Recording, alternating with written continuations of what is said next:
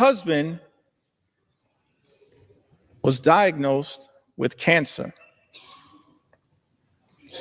And we have a little one at home. It's been difficult taking care of everything. Please keep this benefit to help people get on their feet. Diana lives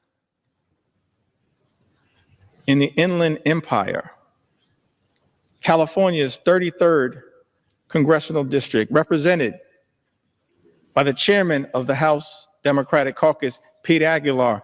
Diana, Pete Aguilar is fighting hard for you. Just like every single House Democrat are fighting hard for the American people to protect you as best we can from this cruel assault on nutritional assistance. We're going to continue to fight hard for you.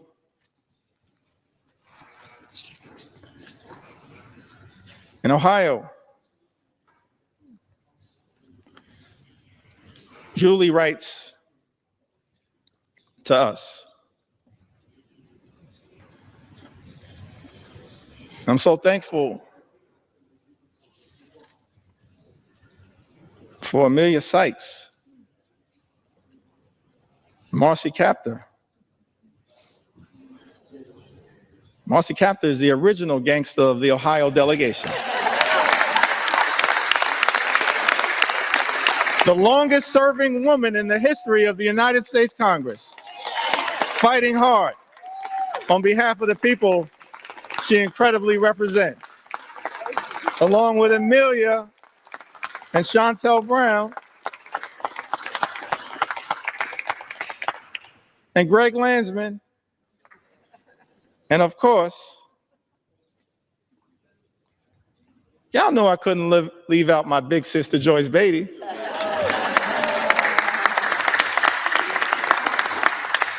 I wanted to mention Joyce because this is part of the resilience of what we've seen from House Democrats,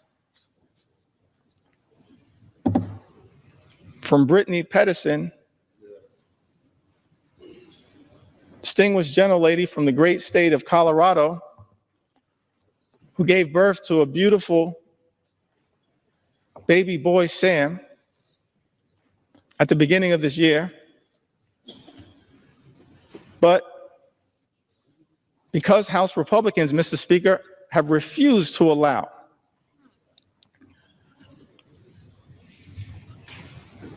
proxy voting, virtual voting for expectant mothers and new mothers throughout this year, shortly after giving birth, Congresswoman Brittany Pedersen, each and every week, often with her baby boy, Sam, has come to the United States Congress to stand with House Democrats in defense of the American people.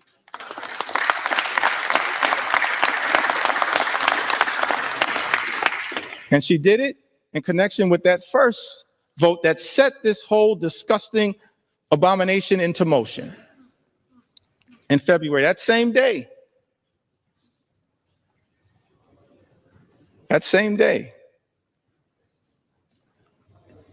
Kevin Mullen showed up to vote on behalf of the American people. Just like all of us continue to do, Kevin Mullen showed up to vote despite the fact that he had been experiencing multiple surgeries, was dealing with some complications. But he understood, just like all House Democrats understand, the need to stand up in this moment and fight hard for the American people, the need to be here throughout this entire toxic journey that Republicans have set us on. Connection with this one big ugly bill. Kevin Mullen, coming off of multiple surgeries, multiple surgeries, rolled out of his hospital bed, got on a plane from Northern California, took his wife with him so that she could change his IV on the plane across the country to be here and stand with his sisters and brothers in the House Democratic Caucus family to push back against this one big ugly bill. I was so thankful, so appreciative to see the great Joyce Beatty,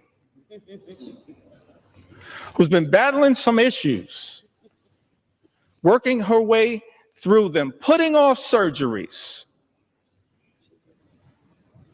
for as long as she could. And yet, perhaps against some of the advice that she may have received, understood, as she said in her own words, the importance of being here on behalf of the American people,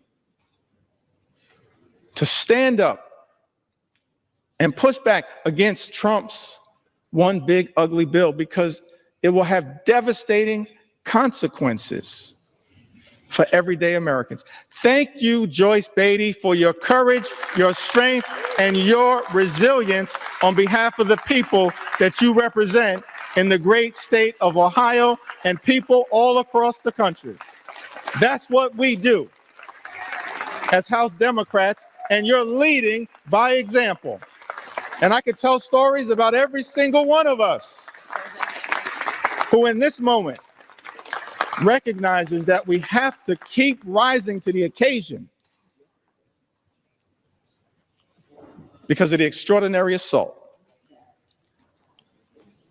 that has been launched against the American people by Donald Trump and complete Republican control here in Washington. Let's understand who is doing you in. That's right. People on the other side of the aisle. It's not too late. All we need are 4 Republicans to join us to show John McCain levels of courage. Not on the battlefield, as he did in such an extraordinary way. And yes, Mr. President, John McCain was an American hero and patriot. An American hero and patriot. I may have disagreed with him on a whole host of issues. We cannot disagree with the fact that he was an American patriot and a war hero who served this country overseas.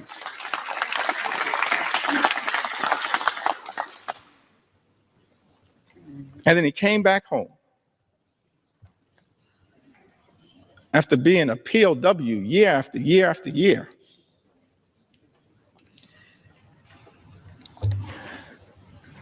And got elected to the United States House of Representatives.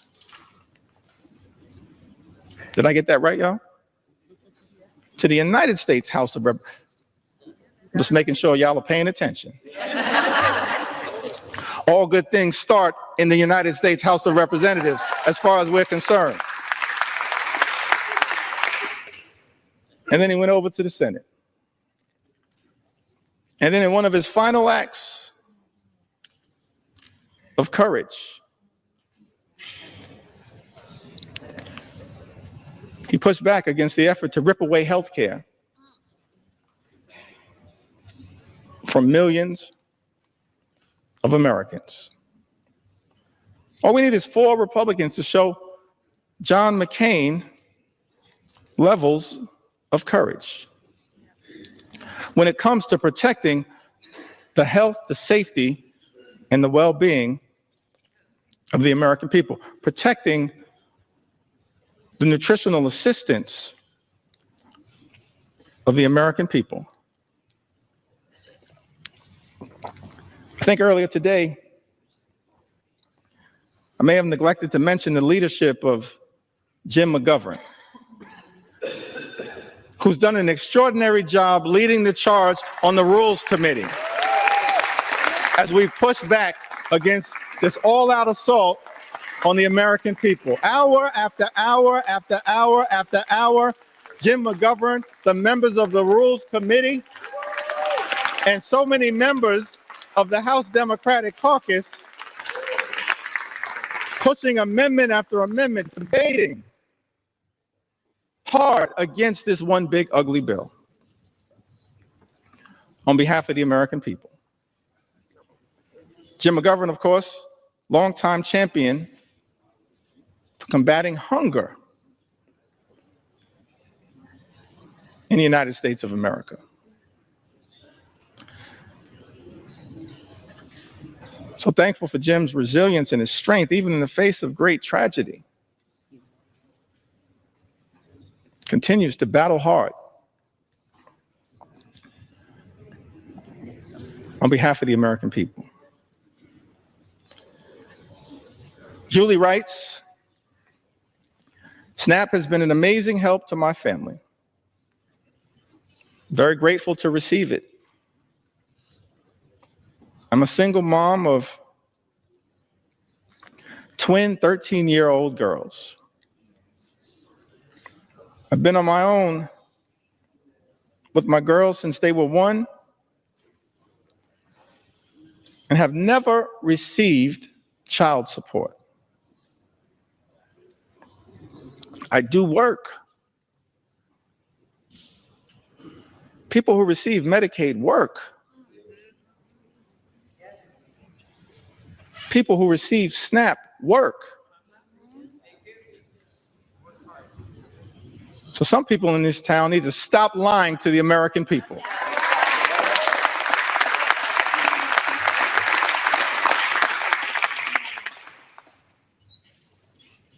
Mr. Speaker, I said some people in this town need to stop lying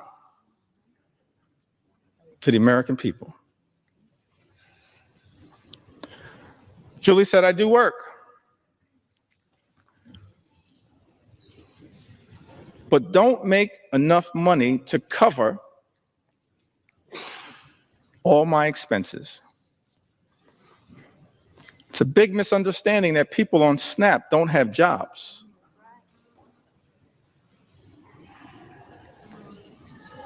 My children would eat very poorly if I didn't have SNAP. I would have to rely on church food pantries, and they could only offer the bare minimum. The food banks don't give basics like milk and bread. That's Julie's experience. Mr. Speaker, she lives in Ohio's 14th Congressional District, represented by our colleague, Congressman David Joyce. We heard from Mark from the Commonwealth of Pennsylvania. Mark says, I've collected Medicaid and SNAP benefits for over a decade now. I may well have found myself in a worse place if not for these programs. Giving freely and charitably is the way of Jesus. Right. Reverend Cleaver, some people in this chamber need to hear those words again. Giving freely and charitably is the way of Jesus. That's someone who's talking like a Matthew 25 and 35 Christian. SNAP and Social Security benefits have been life-saving for me. They literally keep me alive. I suffer from severe depression, anxiety, OCD, and have Asperger's. This is why I'm on Social Security and SNAP. I believe that everyone should have access to these benefits. And in an ideal world, our communities would be centered around love, harmony, and the protection of each other. That's real love. Not fake love, like promising to love and cherish Medicaid, and then turning around and presiding over the largest cut to Medicaid in American history, which is what Donald Trump's one big ugly bill represents. Mark says, I believe that everyone should have access to these benefits. And in an ideal world, our communities would be centered around love, harmony, and the protection of each other. That's the kind of leadership that this country needs and deserves right now, but that's the kind of leadership it's not getting from 1600 Pennsylvania Avenue. Mr. Speaker, Mark lives in Pennsylvania's 1st congressional district. I believe that district is represented by our colleague, Congressman Brian Fitzpatrick. I want to ask the question, what happened earlier today?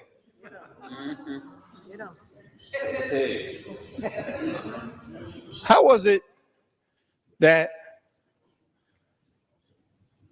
a few hours ago, several of my Republican colleagues had principled opposition to Donald Trump's one big ugly bill? Several hours ago, how is it that so many of our Republican colleagues, Mr. Speaker, had principled opposition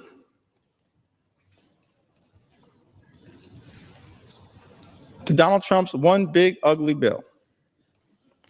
Either because of the devastating assault on Medicaid, health care, supplemental nutritional assistance, assault on veterans, assault on clean energy jobs, assault on the cost of living, which is represented in this bill, or because of the assault on the fiscal irresponsibility of a bill that will explode the deficit, increase the debt by trillions of dollars, send us on a death spiral potentially as it relates to our economy. How is it, Mr. Speaker, that so many of our colleagues on the other side of the aisle had principled opposition just a few hours ago and now seem prepared to fold on the floor of the House of Representatives? Don't you have some responsibility, Mr. Speaker, to say to the American people what happened? What deals were cut? What occurred in the back room? It will all come out one way or the other, Mr. Speaker. Incredible to me that this Congress is on the verge of ripping food out of the mouths of children, veterans, and seniors as a result of this one big ugly bill in order to reward billionaires with massive tax breaks and exploding the debt in the process. I mentioned earlier in my remarks that as House Democrats, we envision a different country than the one that is being ravaged by such extremism right now. Imagine a country where every single American can afford to live the good life. Good paying job, good housing, good health care, good education for your children, and a good retirement. Work hard, play by the rules, live the good life. That's the America that we should be working hard right now to bring about for every single American. But we know there are far too many Americans in this country struggling to live paycheck to paycheck.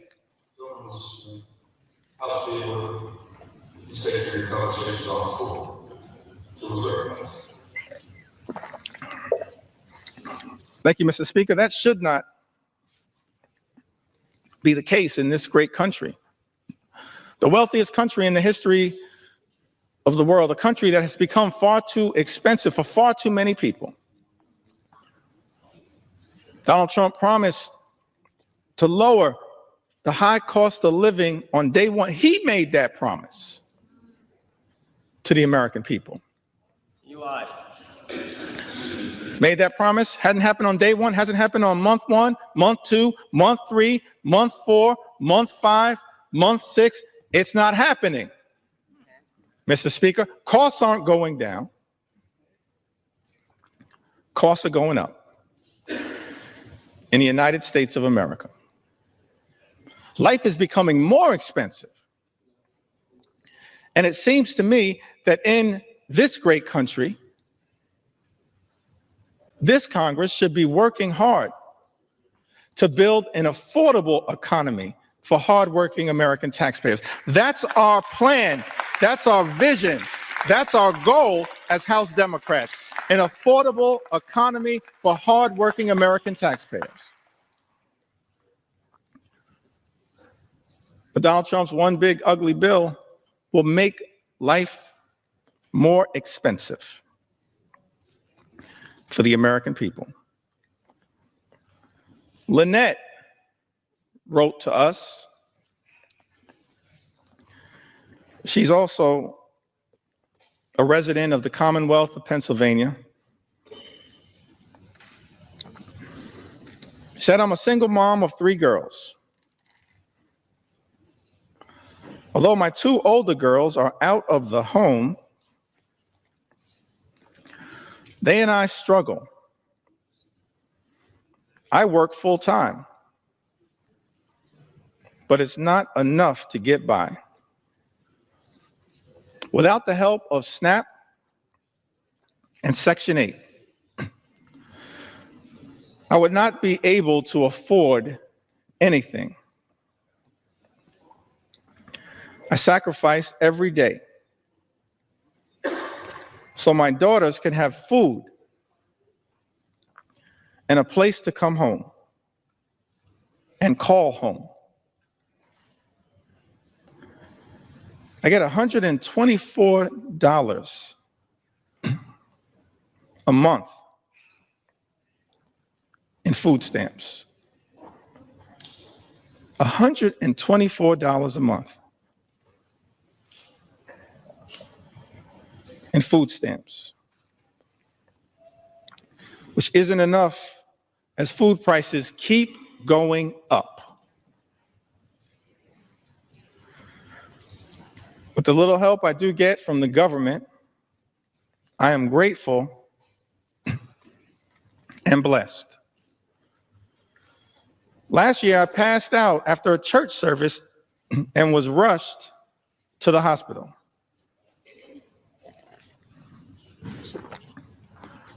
I didn't have any insurance at this time, but I was treated.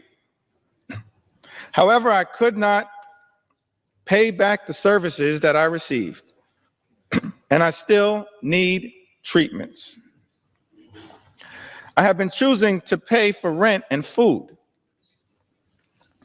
but I have these bills and other appointments that I need to go to, but don't have the extra money, and I don't qualify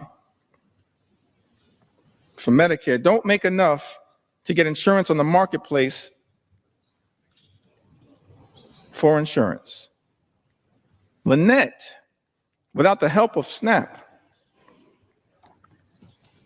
and Section 8, I would not be able to afford anything. Mr. Speaker, Lynette resides in Pennsylvania's 7th congressional district, a district represented by our colleague, Congressman Ryan McKenzie. Wendy writes to us from the Commonwealth of Virginia. Says that I am a single mother of 2 children, and due to bone cancer, I now live with a disability and am unable to work. I have not only survived cancer, but my children and I also survived domestic abuse. I have been making ends meet while not working or receiving any child support for almost 2 years. To my family, SNAP is literally life or death.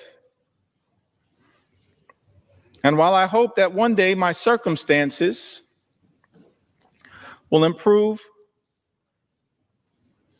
to the point that I will not need the assistance for now, Wendy tells us,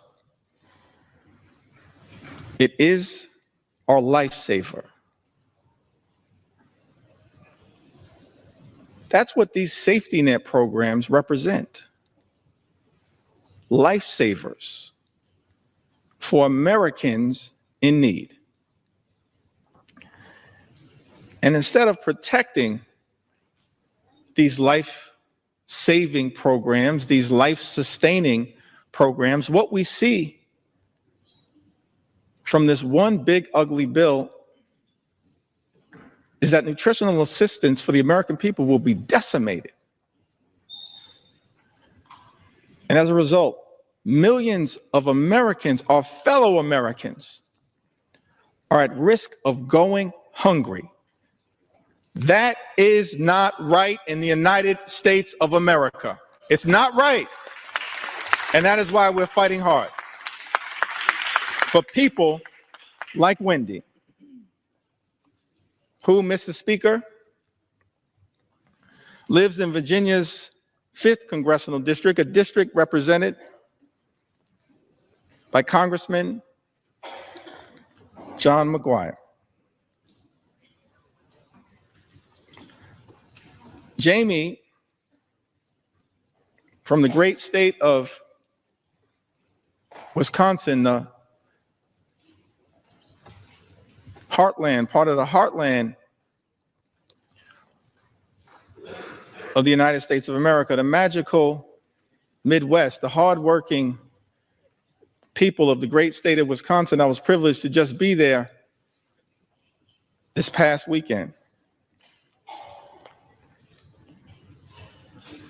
Jamie said, I work, I am a single mom. I need help to feed my kids. All the bills have skyrocketed.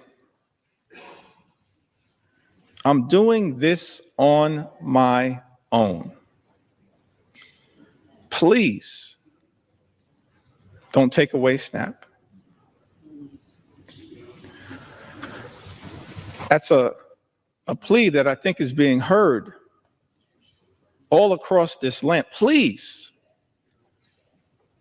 don't take away SNAP. It's a lifesaver. It's being ripped away from the American people as part of this Republican effort, Mr. Speaker, to provide massive tax breaks for billionaires. Jamie is represented, she lives in the 3rd Congressional District of Wisconsin, currently represented, Mr. Speaker, by Congressman Derek Van Orden. Healthcare under assault. Nutritional assistance under assault. Farmers in this country have also been under assault.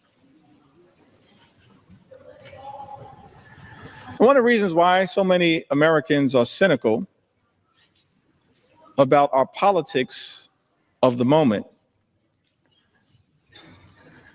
is that there are people who run for office, they say one thing and then they do the exact opposite.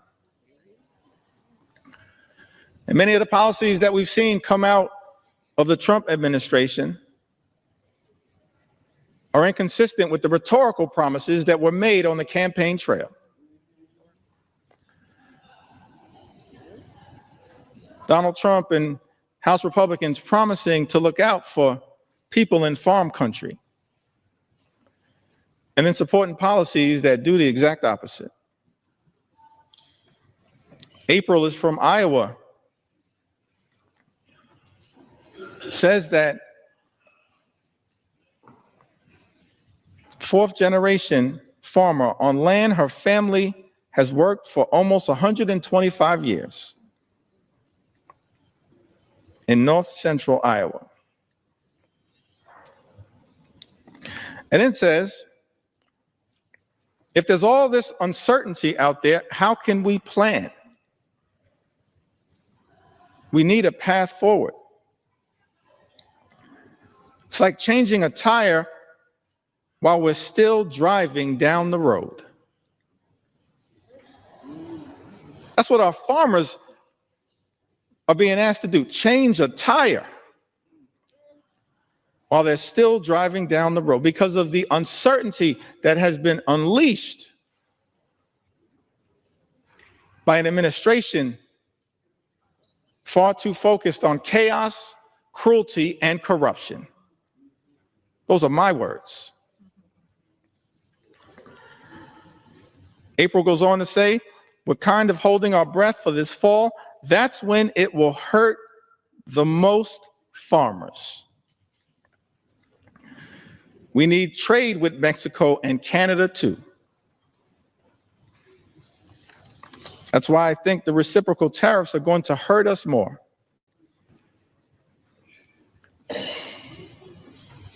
We get fertilizer from Canada. We get parts and products made in Mexico.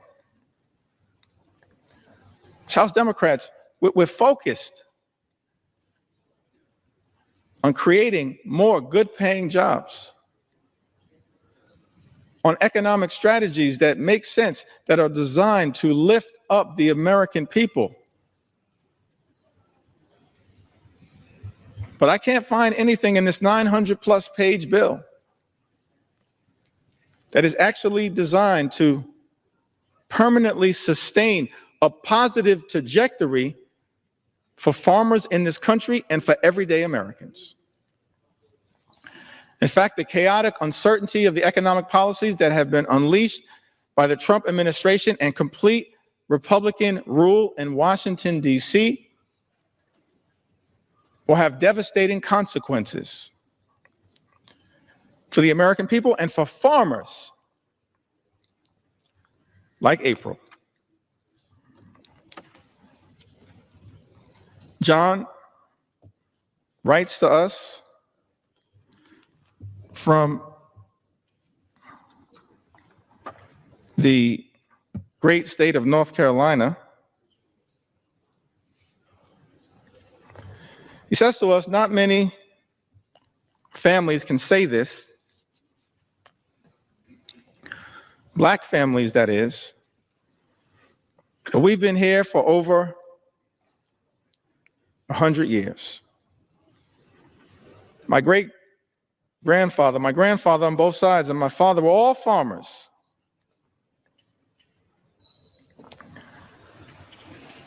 Honestly, I cannot understand it. I have not heard anybody from that administration that could tell me anything that makes any sense of what he's causing. John further writes, you cannot take a chainsaw and do surgery.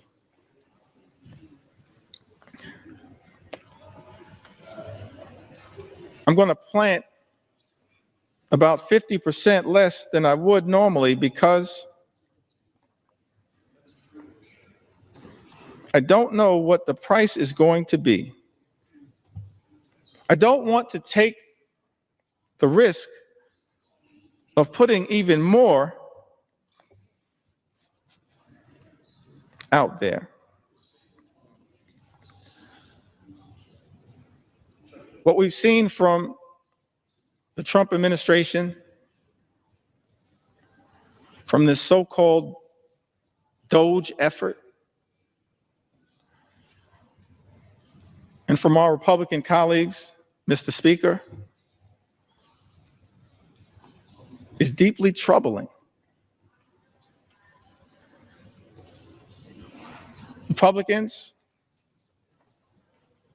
are trying to take a chainsaw to Social Security, a chainsaw to Medicare, a chainsaw to Medicaid, a chainsaw to the health care of the American people, a chainsaw to nutritional assistance for hungry children, a chainsaw to farm country, and a chainsaw to vulnerable Americans. But as House Democrats, we're here to make clear, Mr. Speaker, we're determined to take a chainsaw to Project 2025. A chainsaw, a chainsaw, a chainsaw to Project 2025 on behalf of the American people. We don't want this country to go backward. We want this country to go forward. And so no matter what it takes, no matter how long it takes, we're going to take a chainsaw to your Project 2025. That's what we're prepared to do.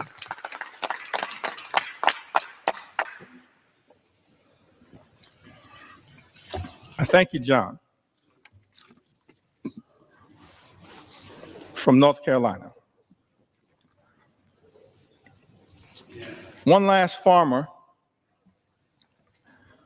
whose voice I want to elevate at this moment. And then I'd like to have a discussion about, anchored around some of the things that our Republican colleagues, Mr. Speaker, have said during this entire process. Correspondence that has been written by Republicans as it relates to this one big ugly bill. Correspondence that I'm struggling to understand now, because it appears that almost every single House Republican is prepared to recklessly rubber stamp Donald Trump's extreme agenda and sign off on this one big ugly bill. So I'm going to go through some of the correspondence momentarily that maybe at some point our Republican colleagues can help us figure out.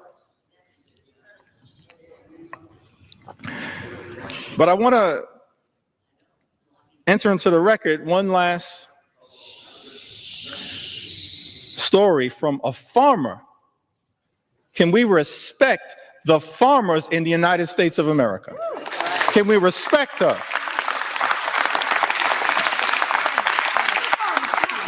We began this country as an agrarian economy. We should respect the farmers in this country as I'm telling their stories. On the eve of our 249th birthday, can we respect the farmers in this country who we're working hard to defend?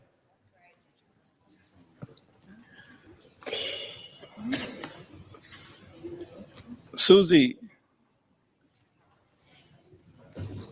is from Missouri. In a district, Mr. Speaker, represented by Ways and Means Chairman, our colleague, Jason Smith. She writes to us, she says that Susie and her husband, they moved back to her family farm over 2 decades ago, where they raised their children, including a son with complex medical needs who relies on Medicaid for essential therapies and care. Over the years, Susie has seen firsthand how Medicaid has been a lifeline for families like hers, especially in rural communities. A proud mother and daughter of hardworking Missourians, Susie apparently has voted for both Democrats and Republicans, and her husband is a registered Republican. But as farmers, they both believe that access to health care should never be a partisan issue. We agree. Thank you, Susie. Access to health care in the United States of America should never be a partisan issue. It should never be considered a privilege just for the wealthy, the well-off, and the well-connected. It is a right that should be available to every single American, and that is what we are fighting hard right now to defend here in the United States of America, and to push back against this one big, ugly bill.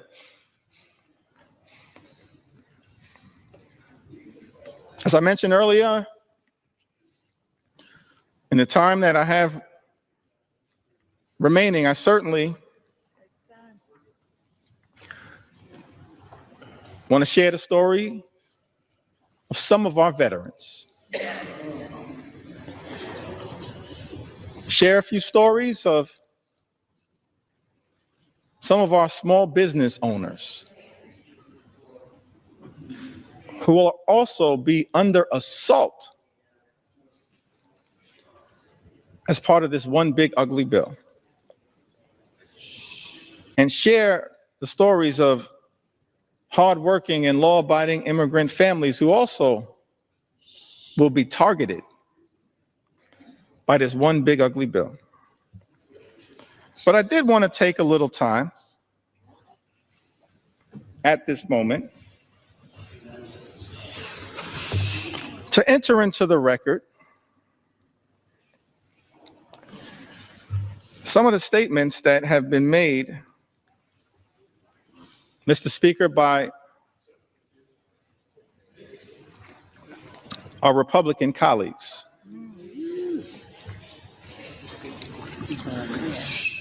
That I just don't understand. I mean, I am flummoxed by some of these statements. I've always wanted to use that word, y'all. Momentum will suspend. House will be in order. Please take your conversations outside the chamber. Please take your conversations outside the chamber. Gentleman's recognized. Thank you, Mr. Speaker. I was hoping to seek some clarification at some point after I'm able to yield the floor. But I'm still here to take my sweet time on behalf of the American people.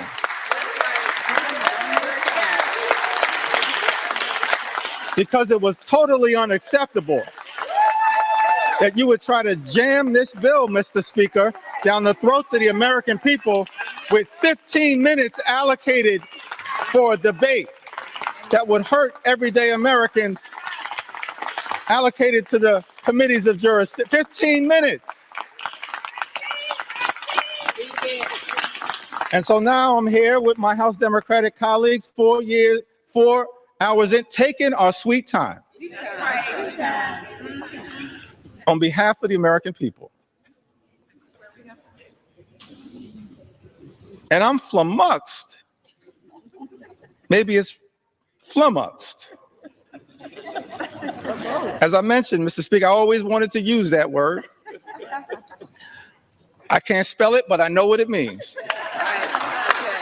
I'm confused by many of these statements, so I'm trying to enter them into the record and then perhaps at some point get some clarification. Talking about Medicaid cuts, the largest cut to Medicaid in American history.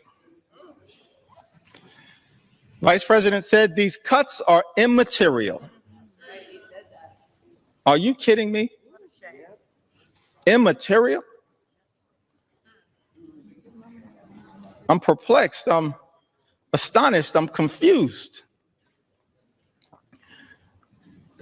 that someone who sits in the second highest office in the land would say that Medicaid cuts, $1 trillion or so of Medicaid cuts that are in Donald Trump's one big ugly bill are immaterial.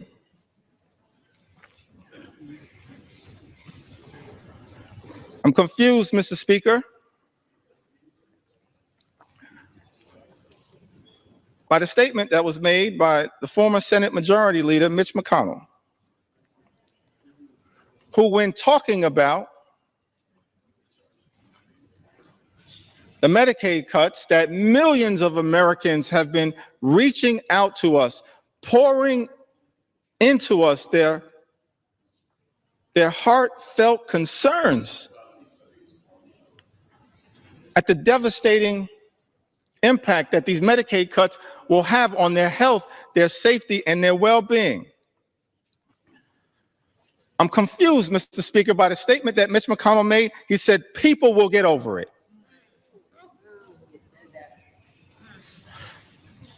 No, Mitch. The American people will not get over it, but they will get even next November. That's what's going to happen because of these cuts being unleashed on the American people. I'm confused, perplexed, astonished, flummoxed by some of these statements. This one is a beauty. In the great state of Iowa, Senator Joni Ernst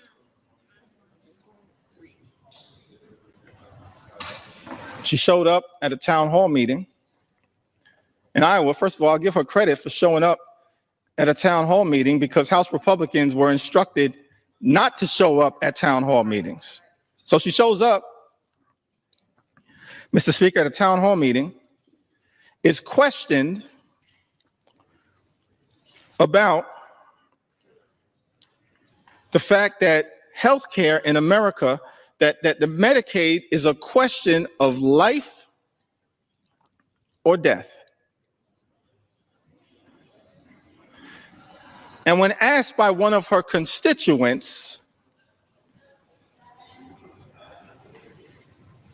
about the concern that was had, the fact that people will die as a result of the devastating cuts to Medicaid and healthcare that are in Donald Trump's one big ugly bill, Senator Ernst says, we're all going to die anyway.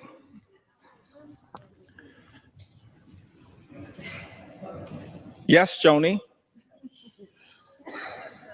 the American people understand that at some point, all of us will transition But the American people do not deserve to die as a result of the Republican cruelty that is in this legislation. Do not deserve to die as a result of the cruelty that is embedded, Mr. Speaker, in this legislation. Ending Medicaid as we know it, the largest cut to Medicaid in American history. And as a result of this all-out assault on health care in America. And Mr. Speaker, there are 220 Republicans who I serve with in this Congress, and I wish I had time to go through the impact in all 220 districts. Actually, since I have unlimited time, maybe I do.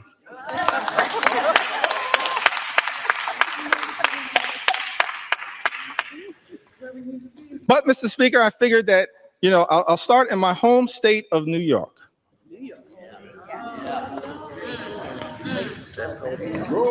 Mr. Speaker, in New York's 1st Congressional District, represented by our colleague, Congressman Nick LaLota, approximately 50,000 New Yorkers will lose their health care.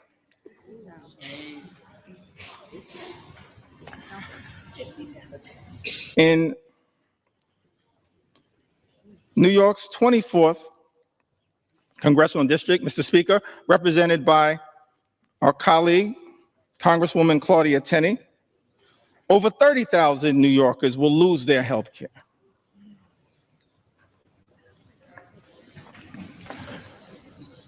In parts of Western New York, an upstate district, New York 23, currently represented by Congressman Nick Langworthy, approximately 35,000 New Yorkers will lose their health care as a result of Trump's one big ugly bill.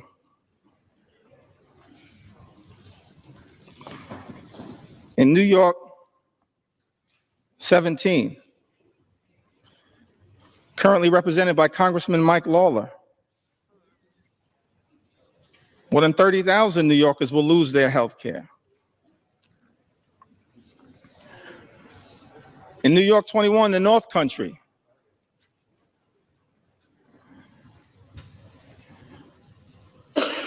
represented by Congresswoman Elise Stefanik,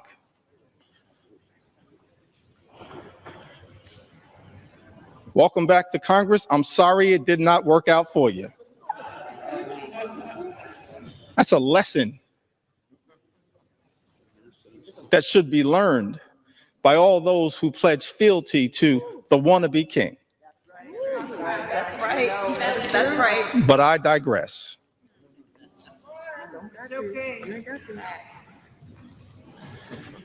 New York's 21st Congressional District, currently represented by Congresswoman Elise Stefanik, approximately 44,000 New Yorkers will lose their health care.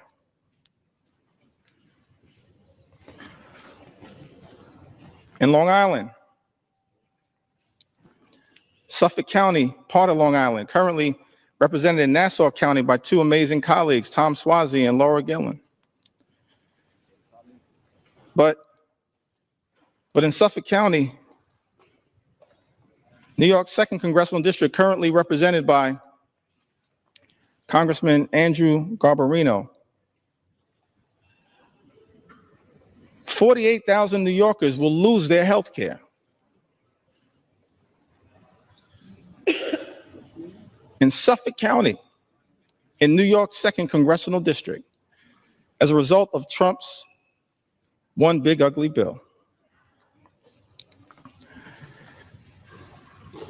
And in the 11th congressional district, a district that includes all of Staten Island, a district, Mr. Speaker, currently represented by Congresswoman Nicole Malliotakis, more than 50,000 New Yorkers will lose their health care as a result of Donald Trump's one big ugly bill on Staten Island and in New York's 11th congressional district. I don't think the Wu-Tang Clan would approve of that.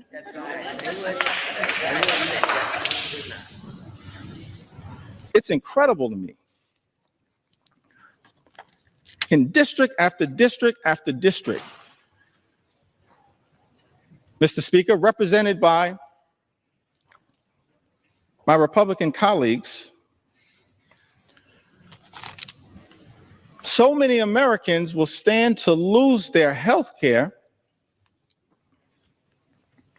as a result of Donald Trump's one big ugly bill. Now, this is not just a Democratic perspective. We stand by that perspective.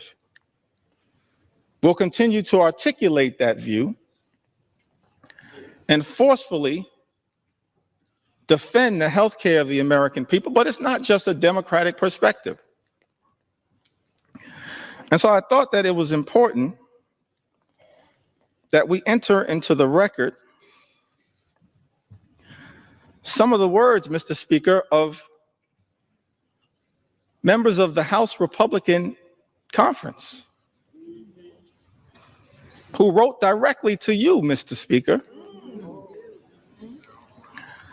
in their own words, talking about the challenges of this one big ugly bill. February 19th of this year, in a letter written to the Honorable Mike Johnson, Speaker of the United States House of Representatives. The subject line was, "Protecting American Communities in the Budget Reconciliation Process." For all of the American people who may be watching the floor of the House of Representatives right now, that's the process that we're in. It's one big ugly bill. Mr. Speaker, Republicans chose to go down this road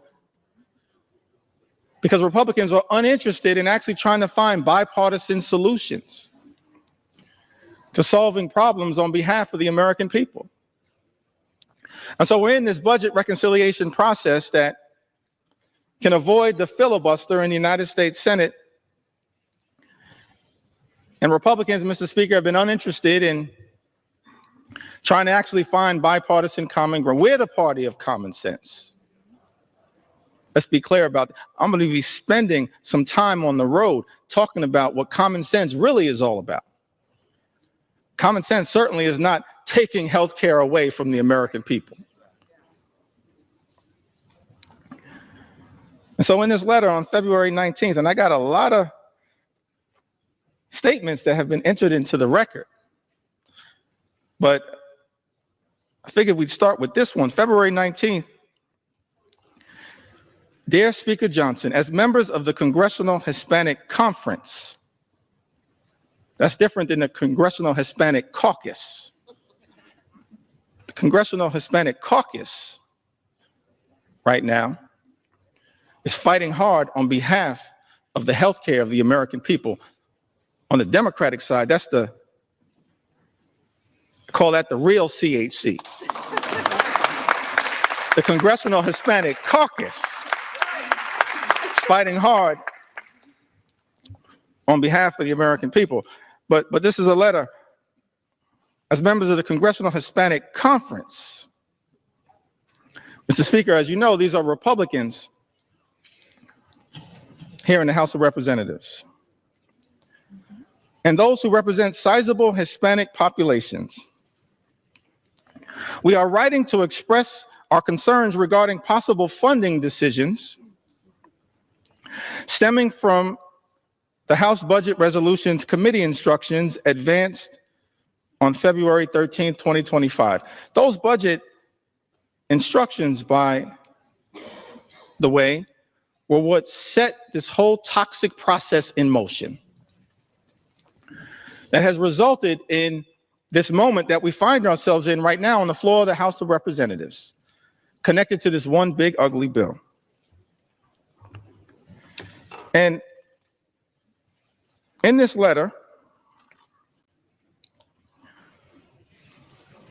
it says that while we fully support efforts to rein in wasteful spending and deliver on President Trump's agenda, let me park right there parenthetically for a moment. Nothing in this bill is about waste, fraud, and abuse.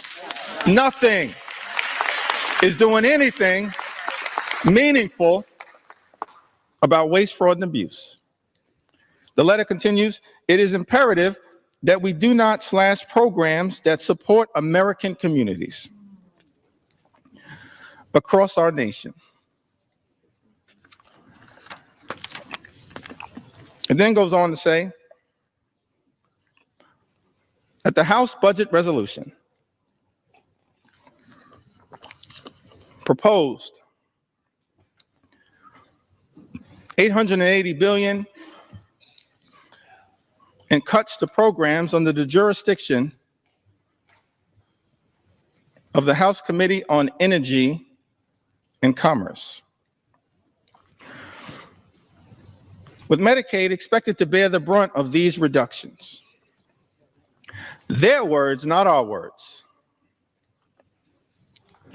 Nearly 30% of Medicaid enrollees are Hispanic Americans, and for many families across the country, Medicaid is their only access to health care. Slashing Medicaid would have serious consequences, particularly in rural and predominantly Hispanic communities, where hospitals and nursing homes are already struggling to keep their doors open. Mr. Speaker, these are members of the House Republican Conference warning about the devastating impacts of this one big ugly bill. It goes on to say that the House Committee on Education and the Workforce has been tasked with cutting $330 billion where federal aid for higher education, such as Pell Grants, may be a target for reductions. Once again, let me park right there parenthetically to make the observation. This bill also assaults higher education in the United States of America. That's a disgrace.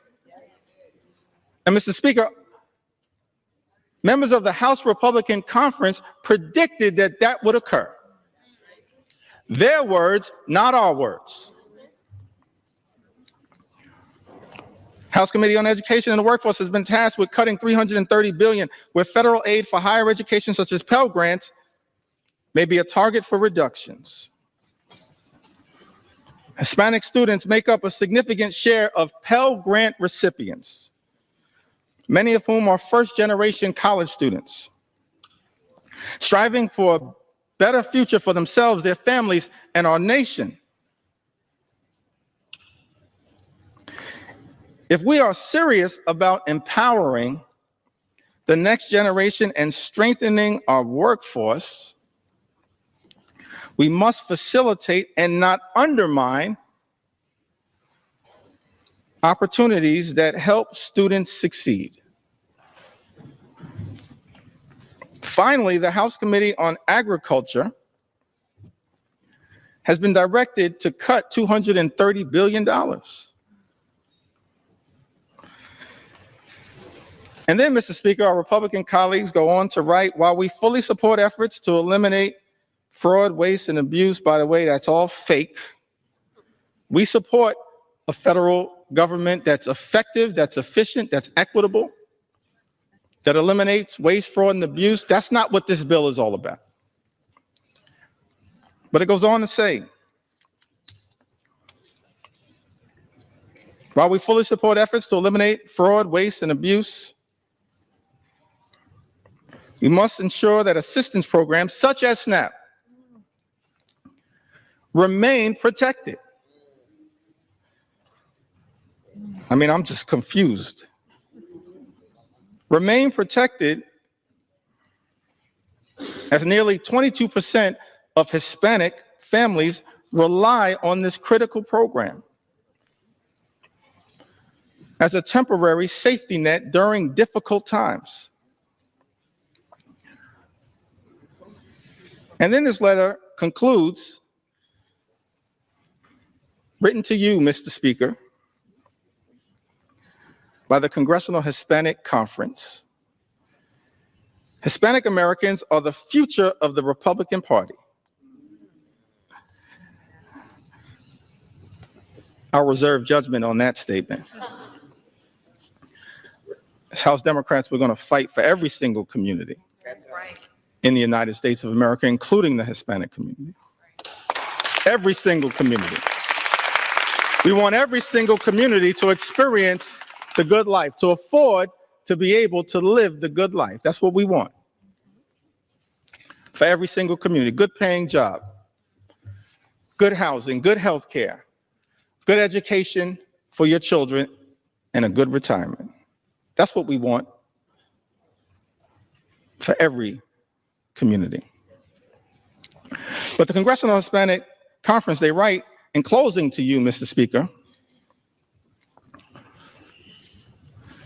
that these Hispanic Americans are closely watching to see if we will govern in a way that honors their values and delivers results.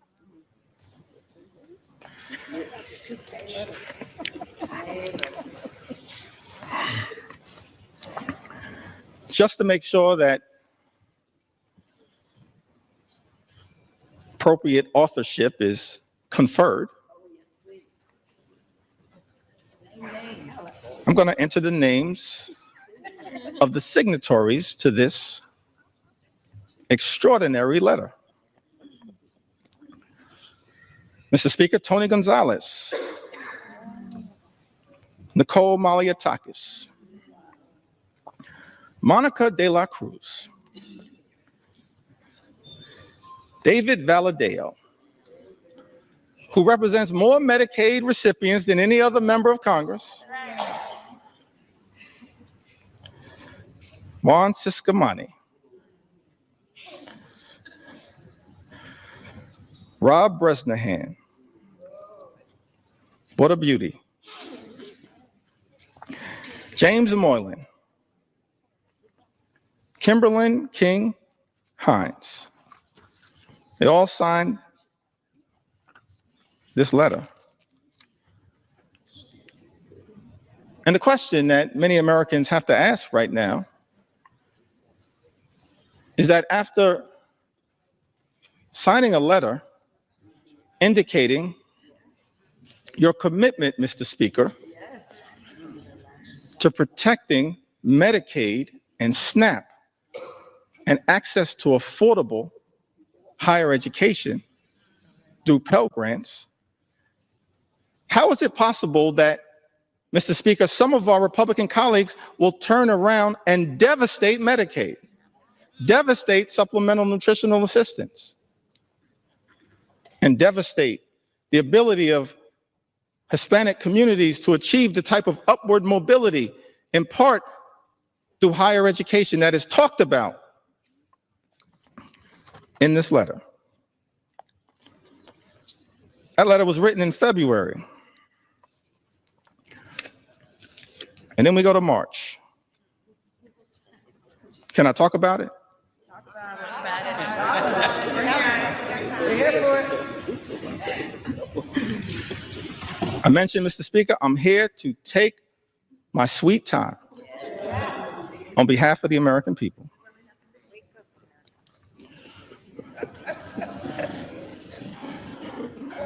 And so on March 9th, there's a letter that's written to Ways and Means Chairman Jason Smith, Mr. Speaker.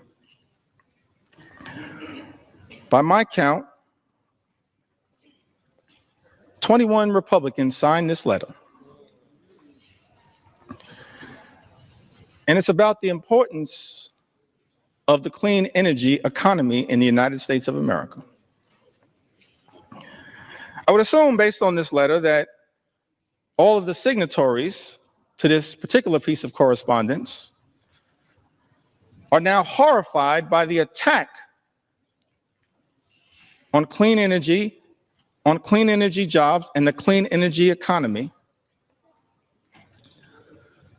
in this one big ugly bill.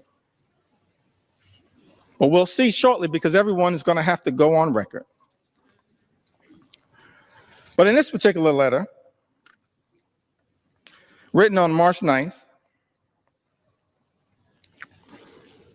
Mr. Speaker, 21 members of the House Republican Conference write to Chairman Jason Smith. Countless American companies are utilizing sector-wide energy tax credits, many of which have enjoyed broad support in Congress to make major investments in domestic energy production and infrastructure for traditional and renewable energy sources alike.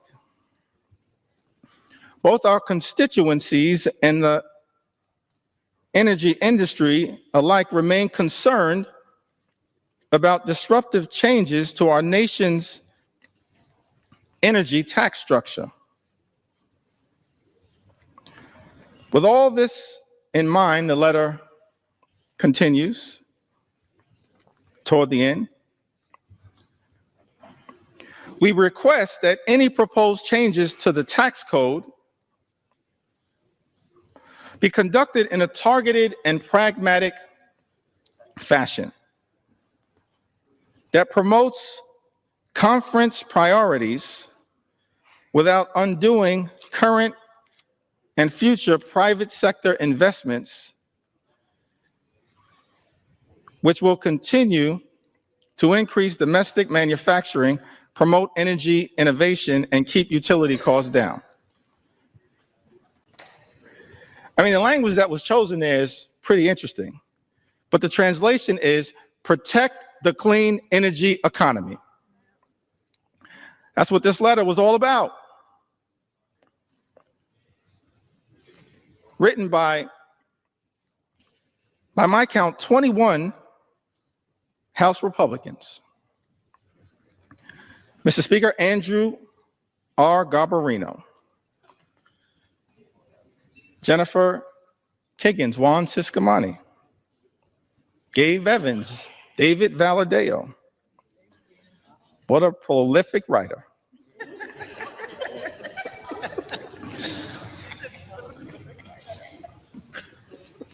Mark Amadei, Michael Lawler, Young Kim, Don Bacon, Vince Fong, Jeff Hurd, Tom H. Kane Jr., Nick LaLota, John James, Ryan McKenzie, Rob Bresnahan, Marionette J. Miller Meeks, Earl L. Buddy Carter, Dan Newhouse, Eric Hoshin, and David P. Joyce, all writing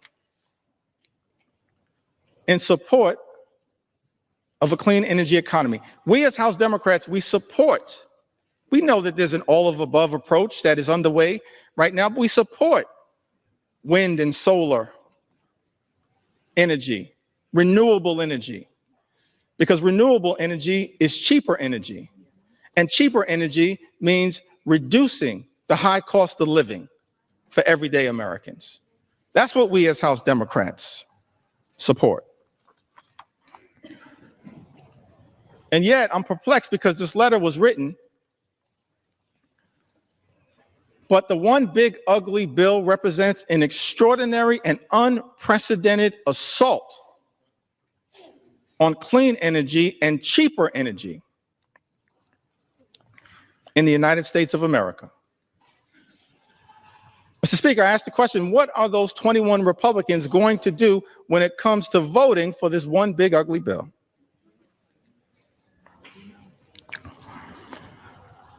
And then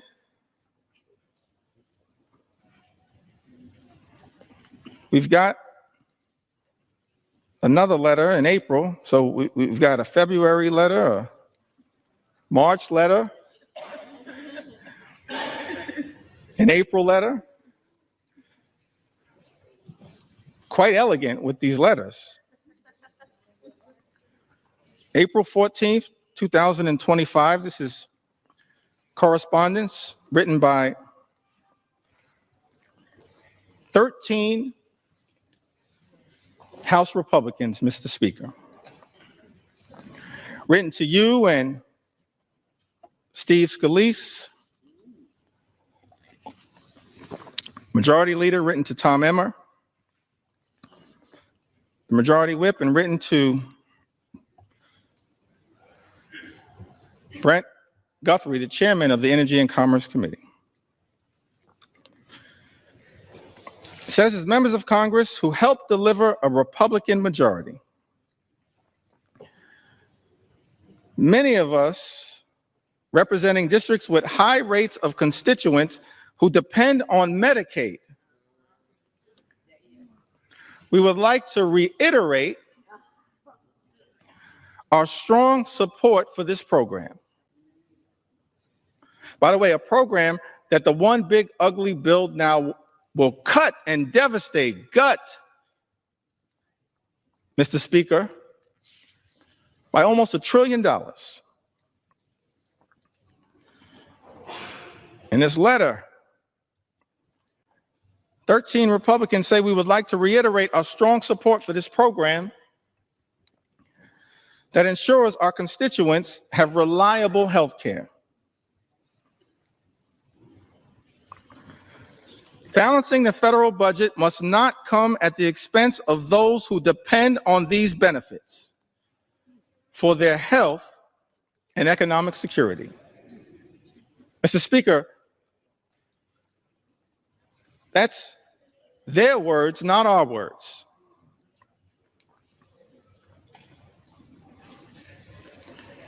And then this bill makes an extraordinary declaration. I think it's important for us to understand who led this bill. David Valadao. These are just facts, Mr. Speaker. Publicly issued letters. David Valadao, Don Bacon, Jeff Van Drew, Rob Bresnahan, Juan Ciscomani, Jen Kiggins, Young Kim, the usual suspects. Robert J. Whitman, Nicole Malliotakis, Nick LaLota, Andrew R. Garbarino, Jeff Hurd, and Michael V. Lawler. By my count, 13 members. And in some of the relevant portions of this letter, it says to strengthen Medicaid, we urge you to prioritize care for our nation's most vulnerable populations. Our constituents are asking for changes to the healthcare system that will strengthen the healthcare workforce, offer low-income, working-class families expanded opportunities to save for medical expenses, support rural and underserved communities, and help new mothers.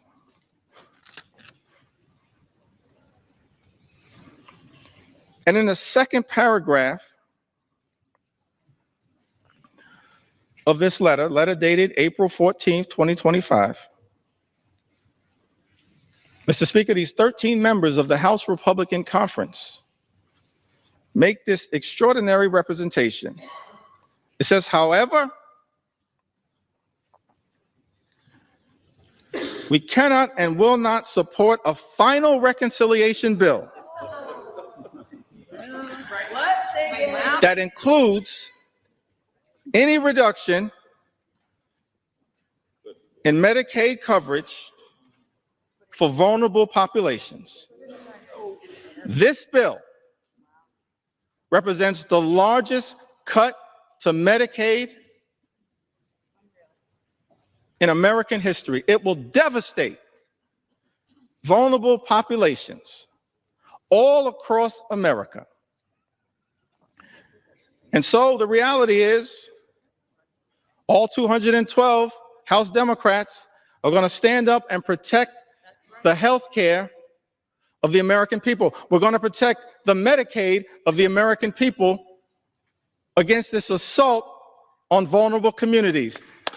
And I'm looking forward to all 13 of you joining us to protect the health care of the American people that you represent. That's the promise, Mr. Speaker, that your Republican colleagues made in this April letter. What's changed?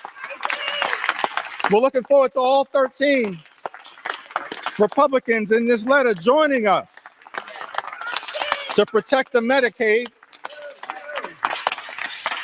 of the American people.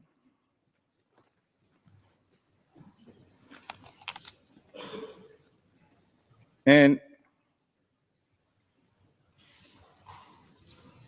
you know, this SALT issue is also an interesting one.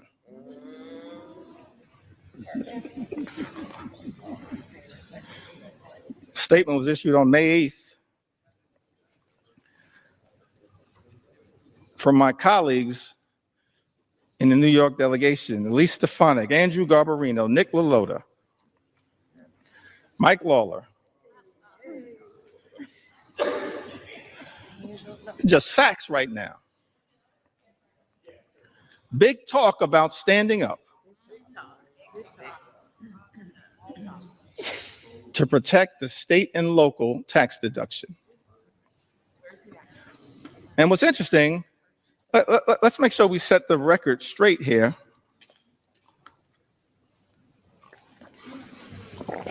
As to what happened to the state and local tax deduction, which impacts millions of hardworking American taxpayers all across the country, including in the districts represented by the individuals that I just named. The state and local tax deduction was decimated, Mr. Speaker, by Donald Trump, House Republicans, and Senate Republicans in 2017 in connection with the GOP tax scam that callously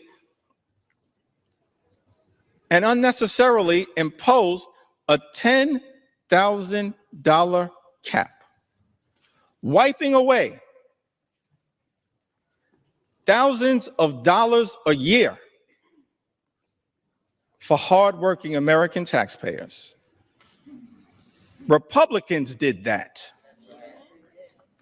Mr. Speaker, let's set the record straight. And so, Mr. Speaker, there are people in this chamber claiming to be saviors. Saving what? From the devastation that Republicans have wrought by decimating the state and local tax deduction? And you know what's interesting about this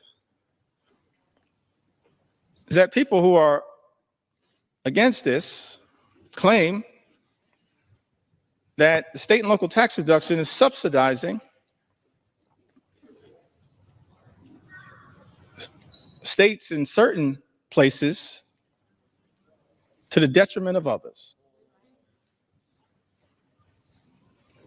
But every single state that suffered from the Republican effort, Mr. Speaker, under Donald Trump's presidency in 2017 to decimate the state and local tax deduction, every single state is a donor state, sends more money to the federal government than we ever get back in return. A donor state. Some people in this town running around misrepresenting the facts. We're okay to be a donor state, but don't lie to the American people about the reality of the state and local tax deduction. And then you have this extraordinary statement on May 8th, big talk, no action.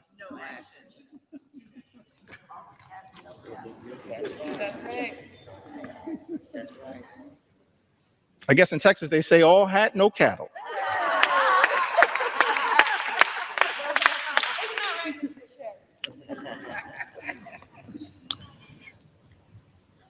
And so that brings us to this letter that was written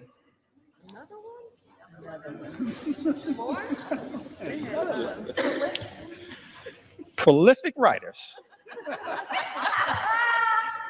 Mr. Speaker, in the House Republican Conference on June 6th. I'm really confused by this combination of this particular letter, followed by an interesting statement that was made after the Senate passed Donald Trump's one big ugly bill by Lisa Murkowski. And maybe somebody, Mr. Speaker, can help me reconcile these statements. Because all of us in the House and in the Senate were independently elected to stand up on behalf of our constituents in the chambers that we serve in. I'm going to get back to that point momentarily. So in the House, we passed this one big ugly bill initially in late May. It devastated Medicaid, devastated nutritional assistance, devastated the clean energy economy that actually is benefiting red state after red state after red state in the United States of America. And so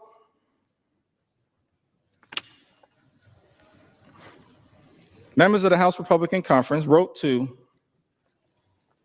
Majority Leader Thune and Chairman Crapo. This is after passing a bill in the House of Representatives that devastated the clean energy tax cuts that they are talking about in this letter on June 6th. It says, as members of the House Republican Conference, we write to express our continued support for common sense energy policy and to urge the Senate to substantively and strategically improve clean energy tax credit provisions included in the House-passed reconciliation bill.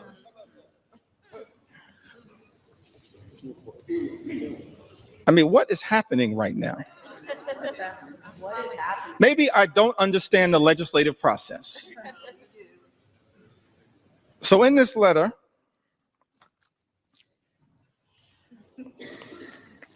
it goes on to say, in relationship to a bill that every single signatory signed and voted for. Our position has always been that the energy tax code should be modernized in a way that promotes fiscal responsibility and business certainty. Fully realizing that balance requires improvements to the House-passed version of H.R. 1. We believe that the Senate now has a critical opportunity to restore common sense and deliver a truly pro-energy growth final bill that protects taxpayers while also unleashing the potential of U.S. energy producers, manufacturers, and workers. In other words, every single one of these signatories, Jen Kiggins, Brian Fitzpatrick, Juan Ciscomani, Nick LaLota, Mike Lawler, Andrew Garbarino, Don Bacon, Mark Amadei, Gabe Evans, Young Kim, David Valadeo,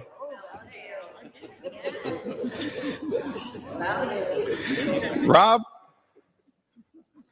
Bresnahan, and Thomas H. Kane Jr. Every single one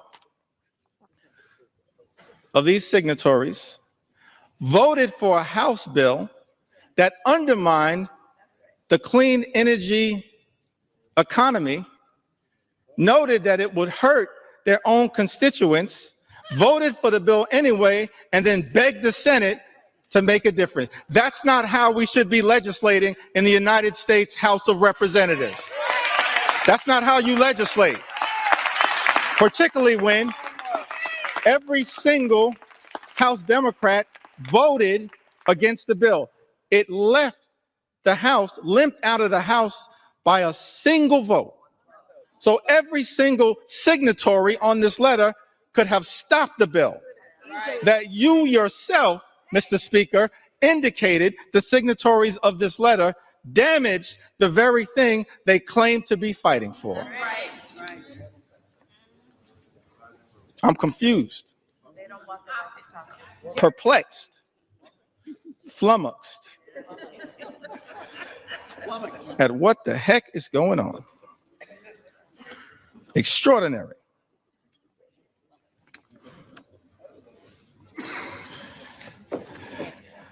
I mean, I'm just overwhelmed by the amount of correspondence. I had to just pick out the ones that were most extraordinary to make sure that they were entered into the record. The most recent one on the subject of Medicaid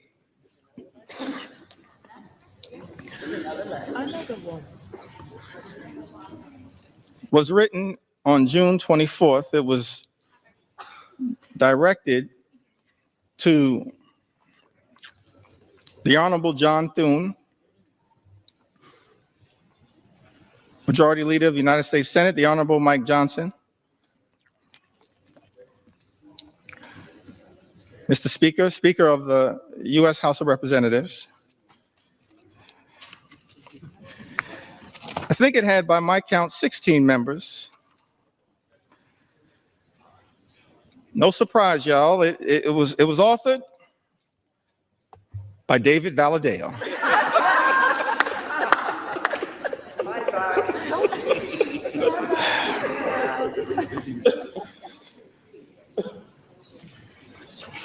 I mean, these letters can make up a book, Mr. Speaker. David Valadeo, Juan Ciscomani, Rob Bresnahan. Mr. Speaker, these are just facts.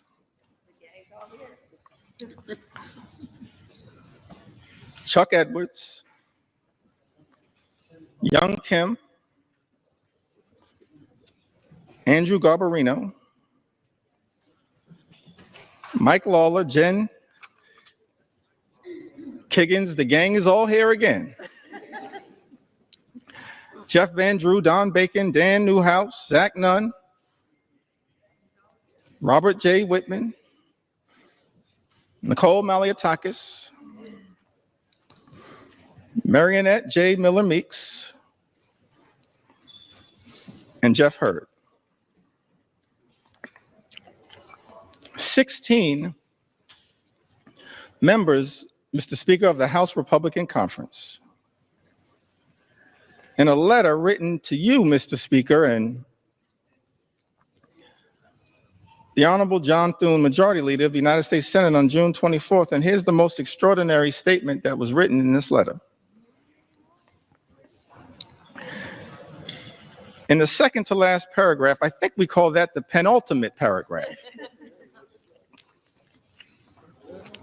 In the second to last paragraph, it says, protecting Medicaid is essential for the vulnerable constituents we were elected to represent. Therefore,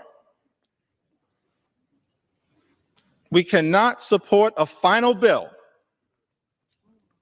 that threatens access to coverage or jeopardizes the stability of our hospitals and providers.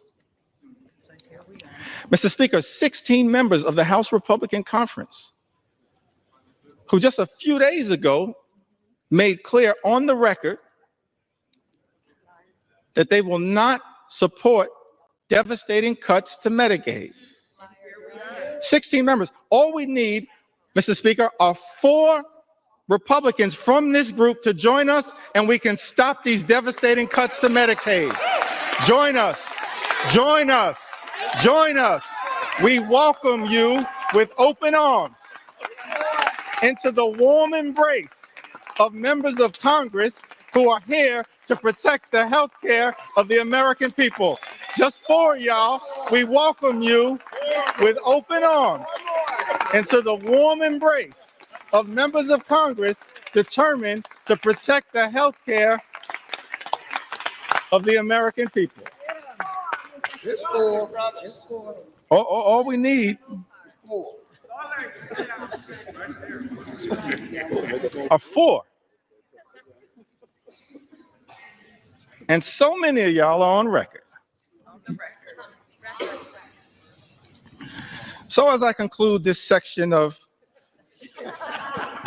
this particular presentation, We got time. and we still got some ground to cover, Cover it. we're going to continue as House Democrats to take our sweet time on behalf of the American people, because the issues are too significant to ever walk away from. I just want to turn to a statement that was issued by Senator Lisa Murkowski. I want to give some love to the other side of the Capitol.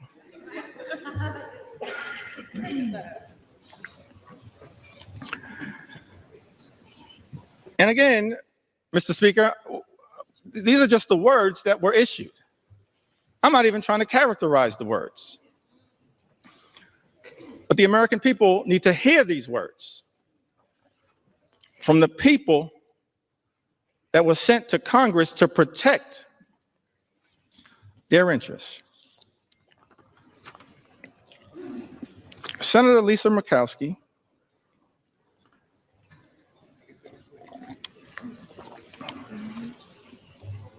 says this was one of the hardest votes I have taken during my time in the Senate. Let me just editorialize there briefly. This should not be a hard vote, Senator Murkowski. This should be a hell no vote on behalf of the people you were sent to Washington to represent. It's a hell no vote for us because we're standing up on behalf of the American people. It should be a hell no vote But, Mr. Speaker, these are the words. Senator Murkowski says this was one of the hardest votes I have taken during my time in the Senate.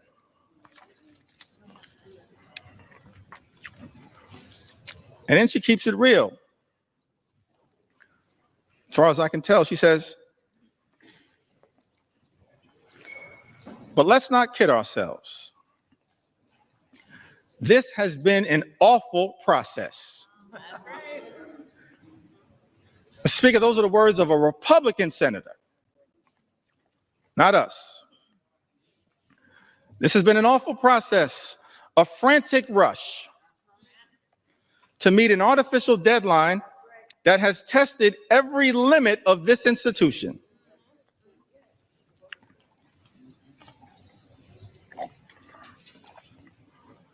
While we have worked to improve the present bill for Alaska,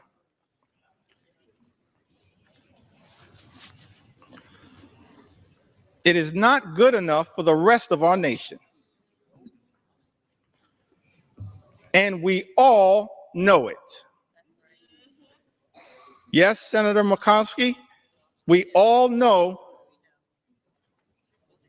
this one big, ugly bill will devastate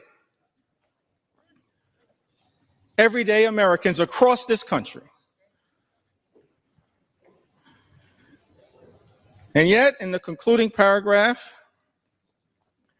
this comes after Senator Murkowski voted for this bill, the deciding vote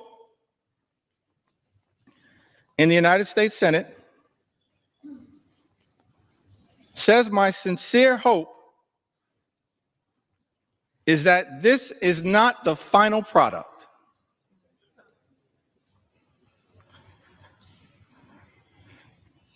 This bill needs more work across chambers and is not ready for the president's desk. We need to work together to get this right. So let me get this straight. I think the number was 16 House Republicans, Mr. Speaker, vote for a bill they know will hurt the communities, Mr. Speaker, that they represent. Vote for the bill anyway, when any one of them could have stopped this bill from ever leaving the House of Representatives, and then write a letter to the senators in the other side of the Capitol saying, fix this bill. When any single one of them could have stopped the bill dead in its tracks. And then Senator Murkowski, in her chamber, turns out to be the deciding vote for a bill that she says, Mr. Speaker, is not good enough for the rest of the nation, and we all know it, votes for it anyway, and then begs the House to fix the bill. That is not how the people's business should be done in the United States Congress. We have a responsibility to stand up for what is right and stand up for what is right in the chamber that we serve in. That's what we should all be doing. And so our House Republican colleagues, Mr. Speaker, have one last opportunity to join us as Democrats. Every single Democrat who's going to stand up and protect the health care of the American people, stand up and protect the nutritional assistance of the American people, stand up and protect our farmers, stand up and protect our veterans, stand up and protect the clean energy economy, stand up to protect our public schools. Every single one of my House Republican colleagues have the opportunity now in this chamber, not the other chamber, in this chamber, to join us as Democrats and stand up for what is right. The eyes of America are watching. Hand up. Started this process, Mr. Speaker, 3:28 in the morning, this debate. Took to the House floor, maybe an hour and a half after that. And we still have a lot to say. On behalf of the American people. Tell us about the airplane. For such a time as this, every single one of us have an opportunity to stand up for what is right here in the United States of America. I want to speak for just a few moments about some of the people who've been targeted in a callous way by this administration. Some of the stories that need to be told on behalf of the American people. I mentioned, of course, Mr. Speaker, throughout this process, we have been thankful for the stories shared by everyday Americans who went to bed last night fearing the worst and have woken up this morning horrified by Donald Trump's one big ugly bill that will hurt everyday Americans and rewards billionaires with massive tax breaks that will serve to devastate the social safety net and explode our nation's debt. And so I want to tell a few stories on behalf of our nation's veterans who've also written to us to share their concerns with this one big ugly bill. Victoria from Arizona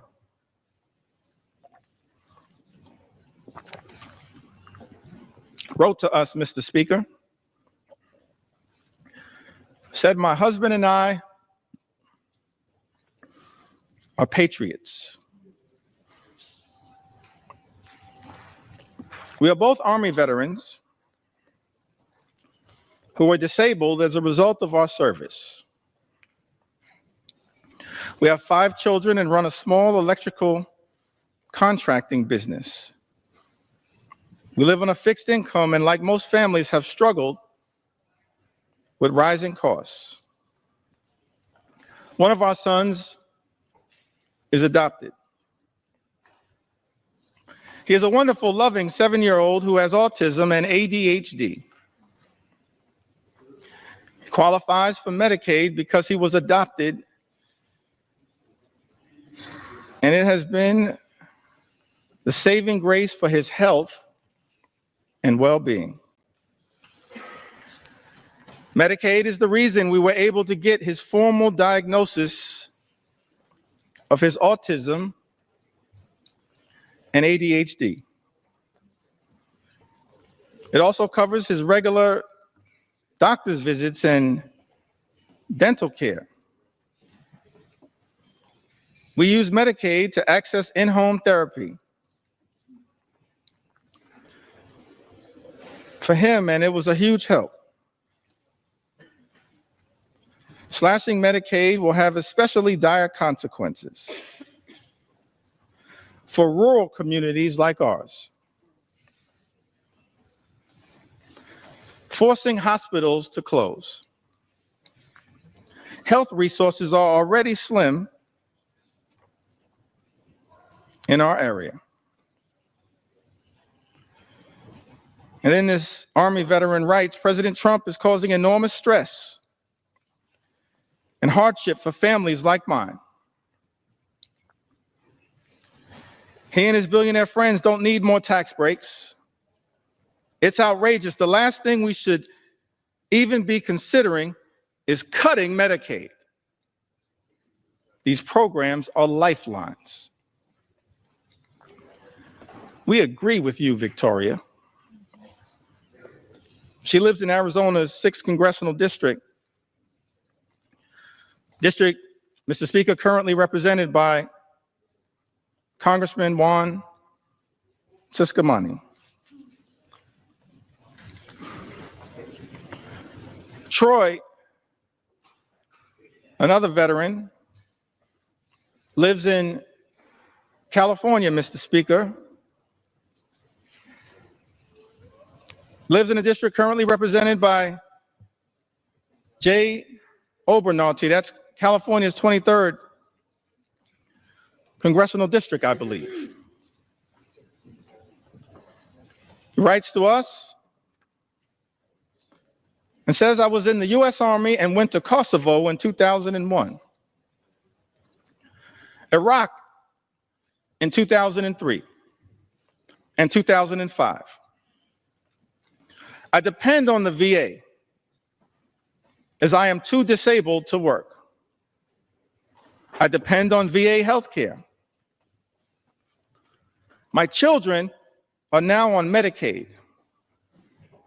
I have worked from when I was 14 years old to 42. I am suffering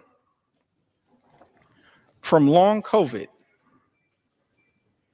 And until I can return to work, I need help from the American people. I have had your backs. Time for you to cover my back, writes Troy. Mr. Speaker, I need NIH's help. Now is the time to stand up for all Americans. Stop the assault on the VA, NIH, Medicaid, and the rest of Americans. We agree with you, Troy. It's time to stop the assault on the American people. Stop the assault that is represented in this one big ugly bill.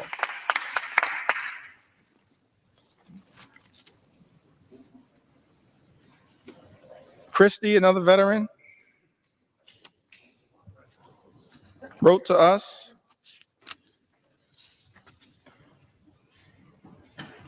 and says, I was drafted in 1970. My choice was incarceration or militarization.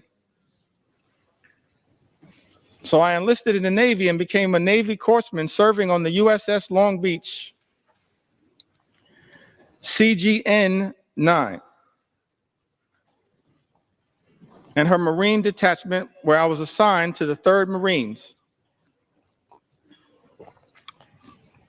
1st Medical Battalion. I was blessed. I lived through 2 tours, giving medical care to my shipmates. Every other day, I was assigned to flight ops to transfer or pick up the wounded and dead Marines from shore to ships waiting offshore about 8 miles. I hated the smells of war. This veteran writes, death and misery were my constant companions. The war left me unsettled, mentally and morally corrupt. For 50 years, I have suffered with my PTSD, which went undiagnosed for years. After 12 years of VA therapy, and working hard for my soul to be repaired. I find myself living alone and isolating from others. And I am one of the lucky ones, thanks to the care I have received from the VA. Veterans pouring out their heart and their soul, sharing their anxiety with all of us, urging this Congress to do something, to stand up on behalf of the veterans who are going to be hurt by this one big ugly bill, devastated by this one big ugly bill.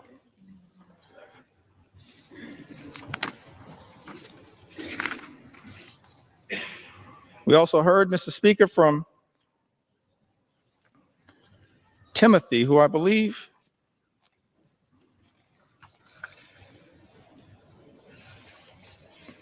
may have written to us from the Commonwealth of Kentucky. He says, "My name is Timothy.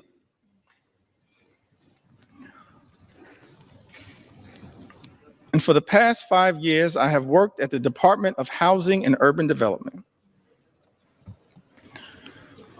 in field policy and management, the Department of Housing and Urban Development that was once led so ably by our former colleague, Congresswoman Marcia Fudge, and now has been taken in a very different direction." Timothy writes, "In this role, I've educated the community about HUD's programs such as FHA loans and housing counseling that allow people to purchase homes, affordable rental housing that help people pay their rent, and homeless services that help people find shelter and leave the streets. I have worked with internal data that focused on improving our programs.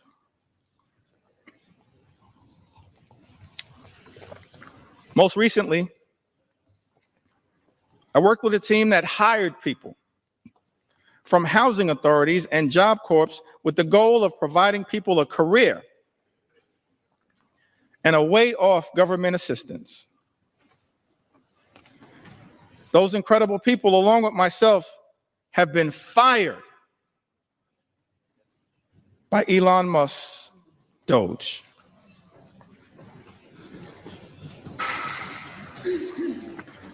My entire professional career, I've taken jobs that I considered bigger than me. I served in the military, both enlisted and as an officer. I deployed.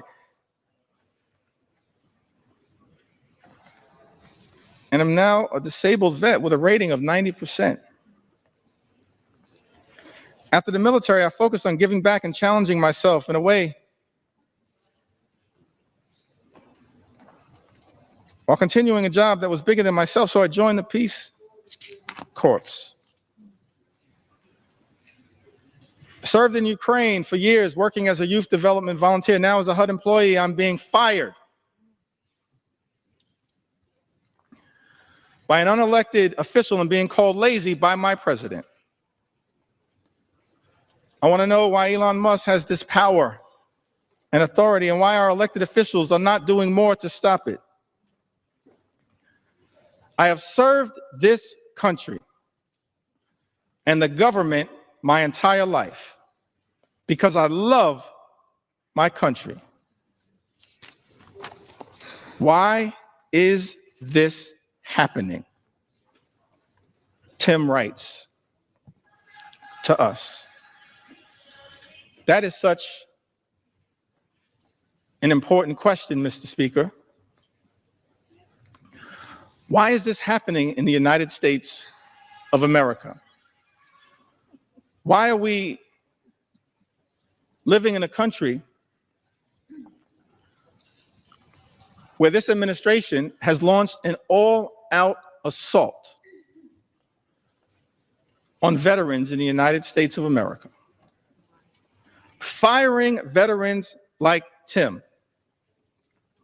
in the United States of America, jeopardizing services from the VA, earned benefits that these veterans are entitled to because of their extraordinary service. Men and women in uniform who serve this country, Mr. Speaker, benefits that they've earned, and now find themselves in the legislative line of fire from their own government, their own country, and stand to be hurt in such an extraordinary way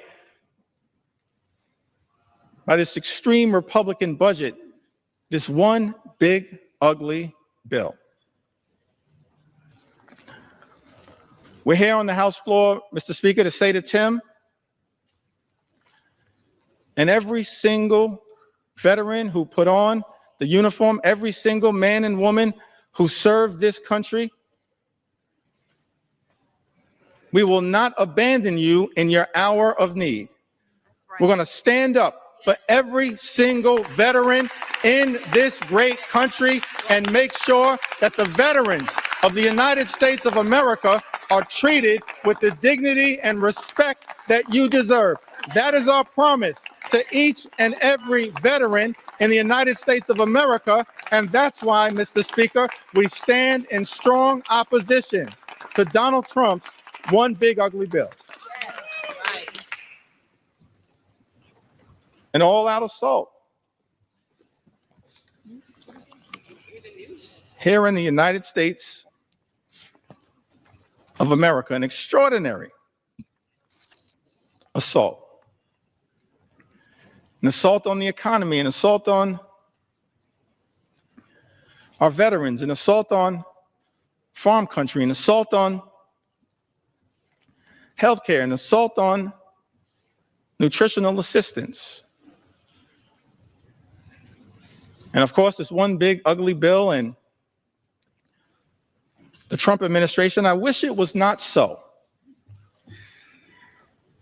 Because at the beginning of this Congress, Mr. Speaker, I stood right where you stand right now and said in my first remarks to this Congress and the American people that as Democrats, we were prepared to find common ground on any issue to make a difference in the lives of the American people we all represent. But then, Mr. Speaker, beginning on January 20th, a flood of extremism, the likes of which have never before been seen in the United States of America, has been unleashed on the American people. An all-out assault on the American way of life. An assault on small businesses that is underway here in the United States of America. We should all recognize that small businesses represent the heart and soul of the American economy. And if we're going to stand up for any group of people here in the United States of America, in addition to our veterans, our men and women in uniform, and I'm proud that I stand here as the son of someone who once wore the uniform. My father, he's in heaven right now. Marlon Jeffries grew up in Newark. His nickname was Pudding. One of my regrets is that I never got to ask him, how did he get the nickname Pudding? But he left Newark as a high school graduate and put the uniform on, enlisted in the Air Force, and served in Germany during the Cold War. We have to stand up for our veterans, stand up for small businesses. And we've heard a lot throughout this process about concerns from small business entrepreneurs here in the United States of America. Heard from Mercedes, lives in the great state of Colorado. Mercedes writes, "My husband and I are the owners of a small business. Without the ACA, my family would not be able to afford health insurance. My daughter also receives free dental coverage as a result of the ACA. I still have major issues with our healthcare system, but at least we have health insurance. My mother, who is retired, also receives benefits from Medicaid in addition to her Medicare. She would not be able to afford health insurance or dental insurance due to the fact she lives on a fixed income. Any cuts to these programs would be detrimental to our health and welfare as a family." I want to thank Mercedes for reaching out and sharing her story, because it helps to put to bed the lie that's been told, Mr. Speaker, by some people in this town. That the people, the everyday Americans who are participating in, have access to programs like the Affordable Care Act, are unworthy, aren't hardworking American taxpayers. They are hardworking American taxpayers.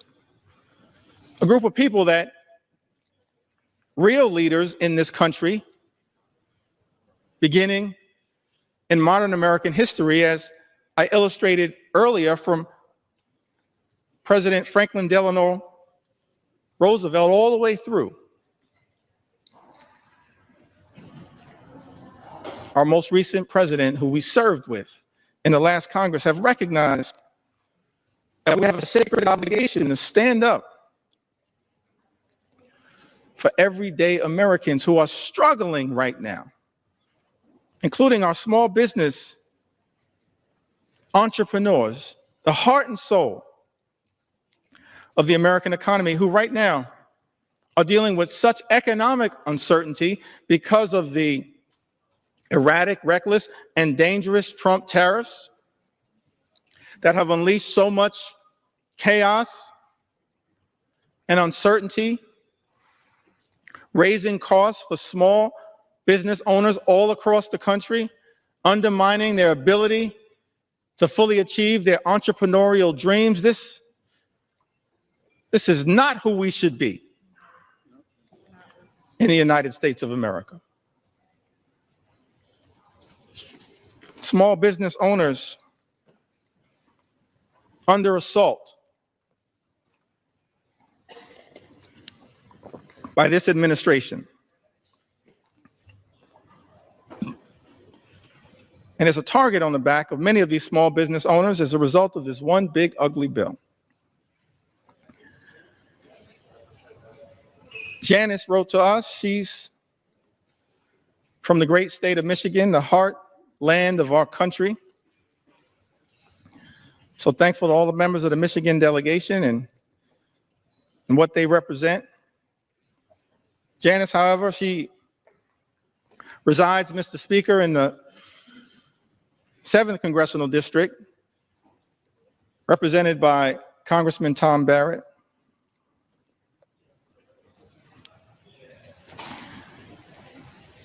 Says that small business owner, mother, ACA recipient in Michigan, who recently spoke about how Trump's tariffs would potentially force her to close her business, which has given her family a livelihood for a decade and helped put 2 children through college. I just don't understand why Trump thinks putting tariffs will help American businesses. It's not. She writes, it's going to decimate us. People like us will be hit the hardest. But then Janice shows the great resolve of the American people, the great spirit of resilience of the American people, the refusal to run away from difficult circumstances. Janice writes, people like us will be hit the hardest. But Janice then writes, I refuse to call it quits. I won't give in to him. Janice, neither will House Democrats. Not now, not ever. We will never give in to this type of extremism as being unleashed on the American people. We will continue to stand up for you. One last small business owner that I'd like to mention. So many who've written to us, whose stories I want to be able to share, but let me perhaps go back to the Big Apple, the great state of New York. But let me also say to the American people, one of the ways in which we've received all of these stories, and we urge you to continue to share these stories from all across the land. You can share your story with us at democraticleader.house.gov/share your story. democraticleader.house.gov/share your story. We want to hear from the American people as to how we can best represent your interests on this day and on all days moving forward, because your stories are powerful. Your stories will continue to give us the resolve to fight for an America that's fair and just, an America where every single person can afford to live the good life.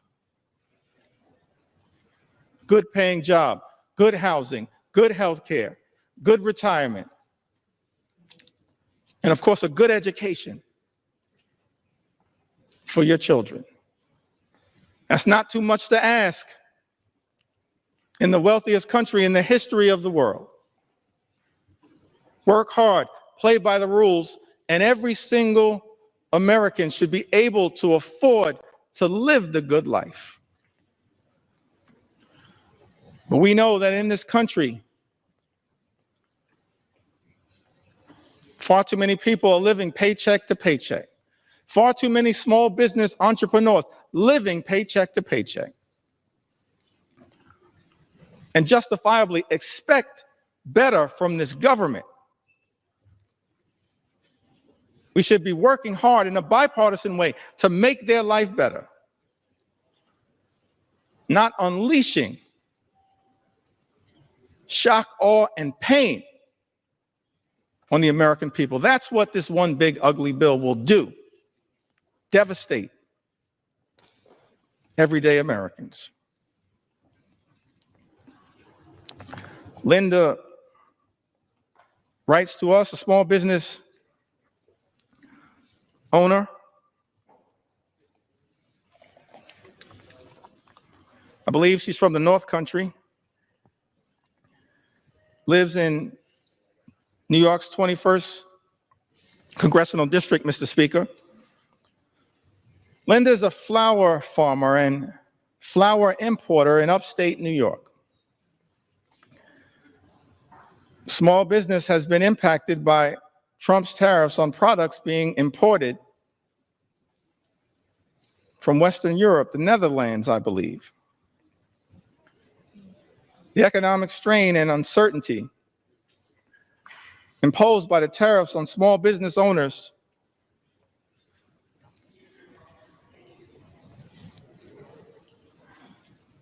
operating on slim margins has caused Linda and her customers to incur additional expenses.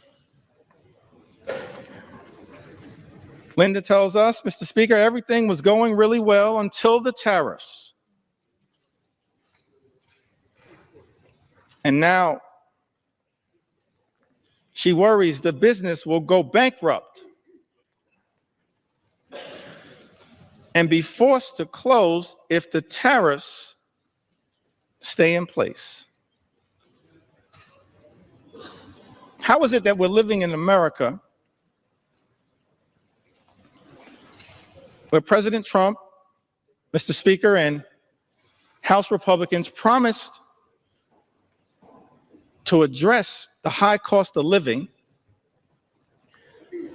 in the United States, promised to lower costs on day one.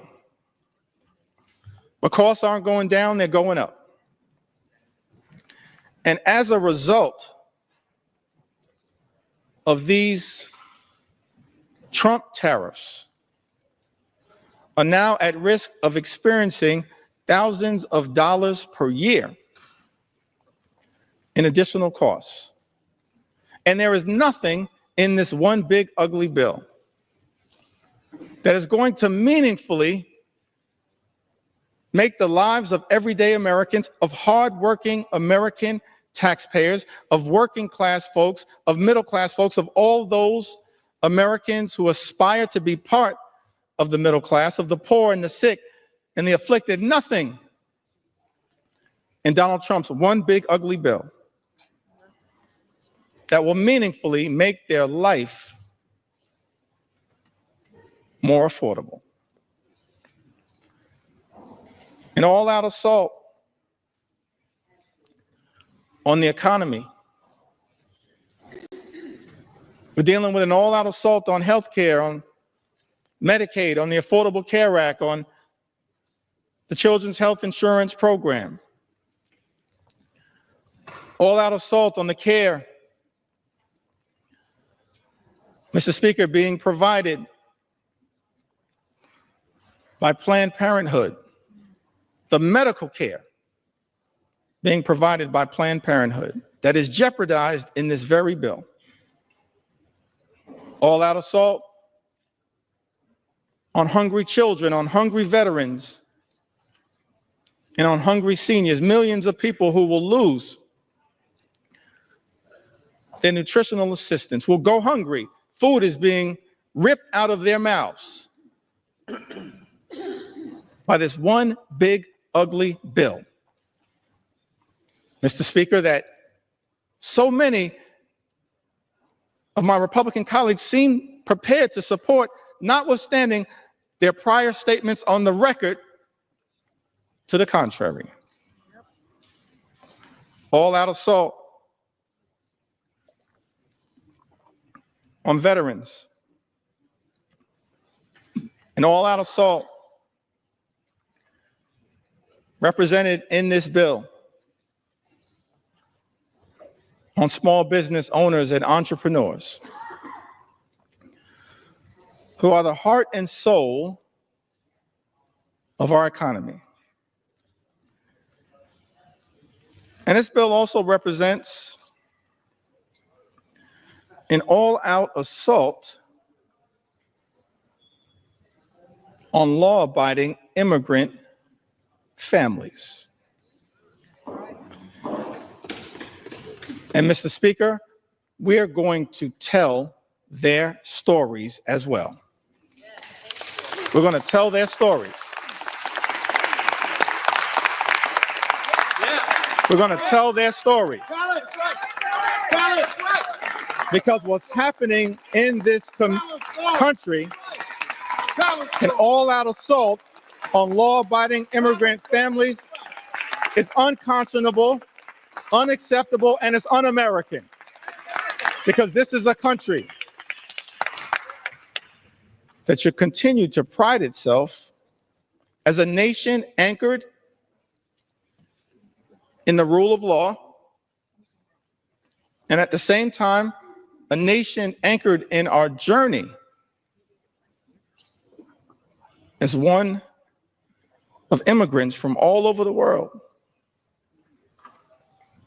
And we should never abandon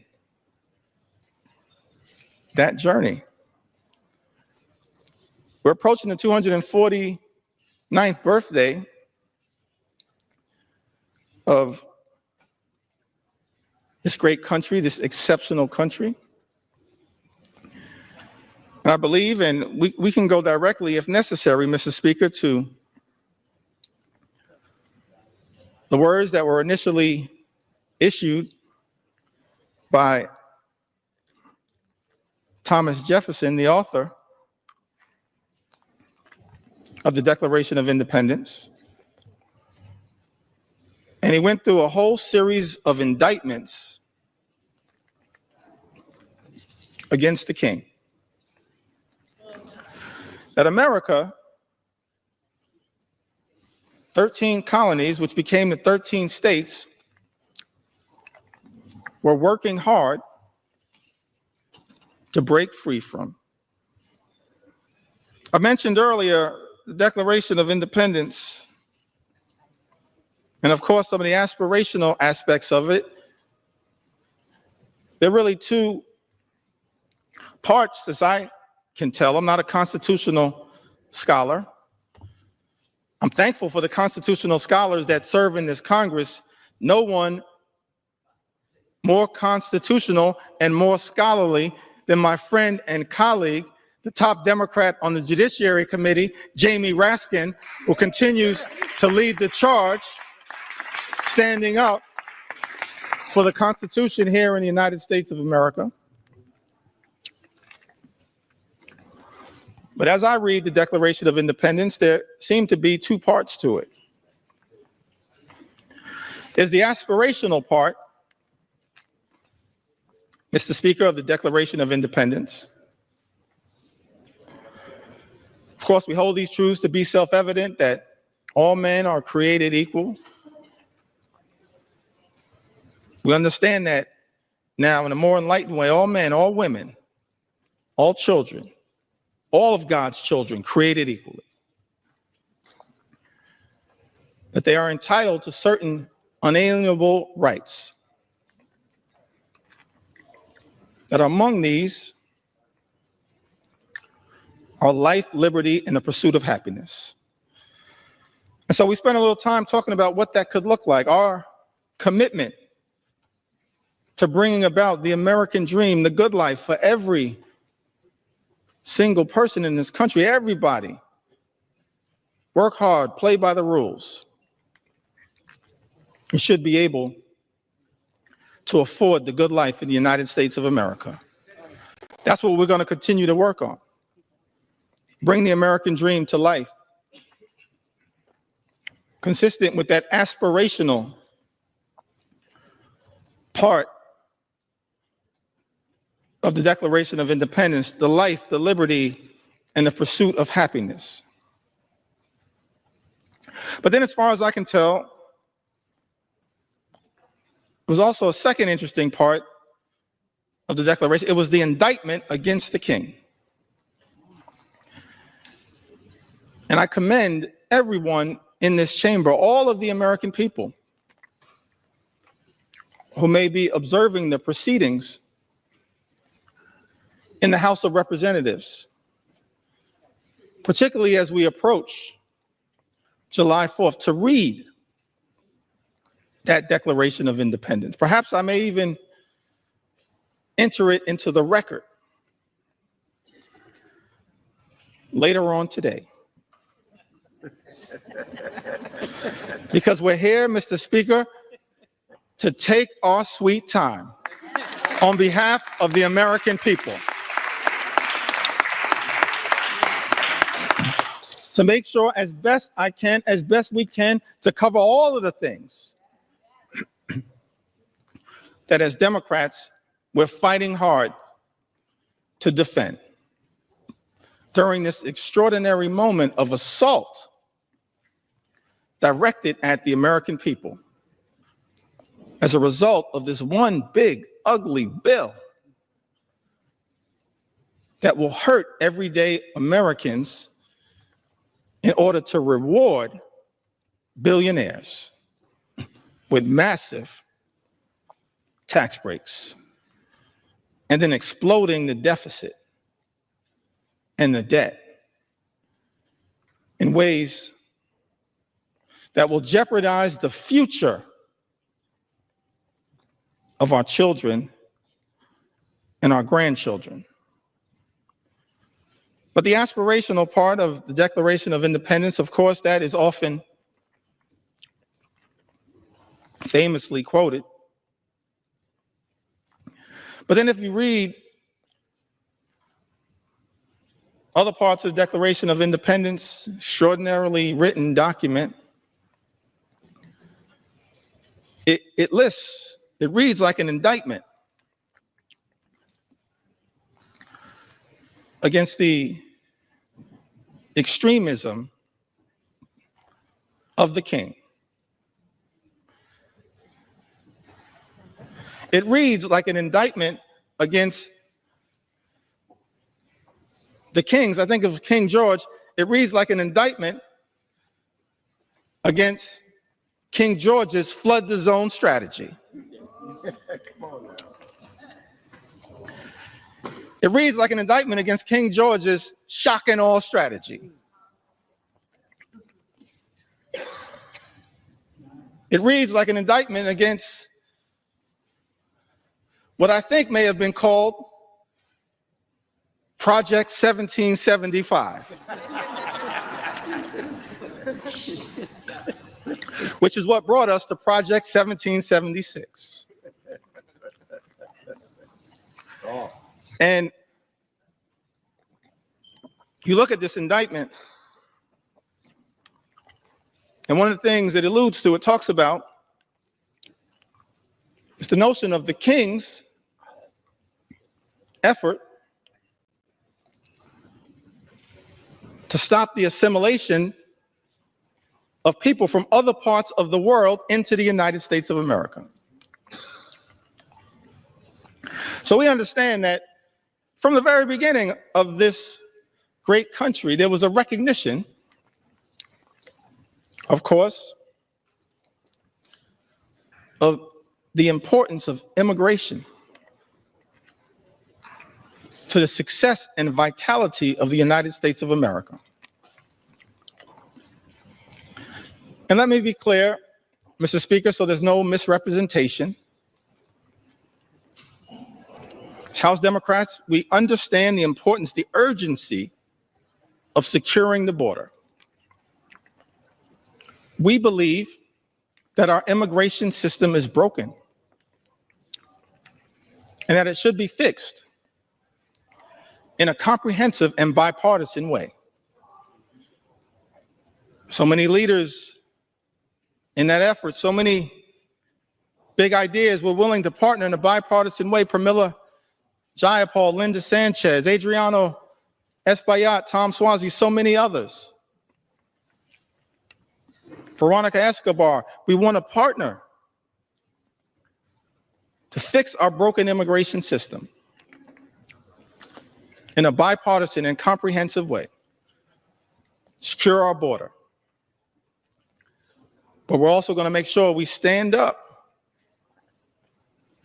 for our nation's heritage, a nation of immigrants, which continues to this very day. It's an important part of American exceptionalism, and as far as I can tell, in my reading of the original document, the writings of the founders of this great country, the framers of the Constitution, they recognized it from the very beginning. They weren't perfect. We didn't have a perfect start. But of course, as the preamble to the United States Constitution set forth, we the people, in order to form a more perfect union. Mr. Speaker, we've been set on this magical course, our march toward a more perfect union. And the immigration journey has always been an important part of the American journey. That's why it's heartbreaking to see some of the things that are happening in the country right now. The targeting in such an extraordinary way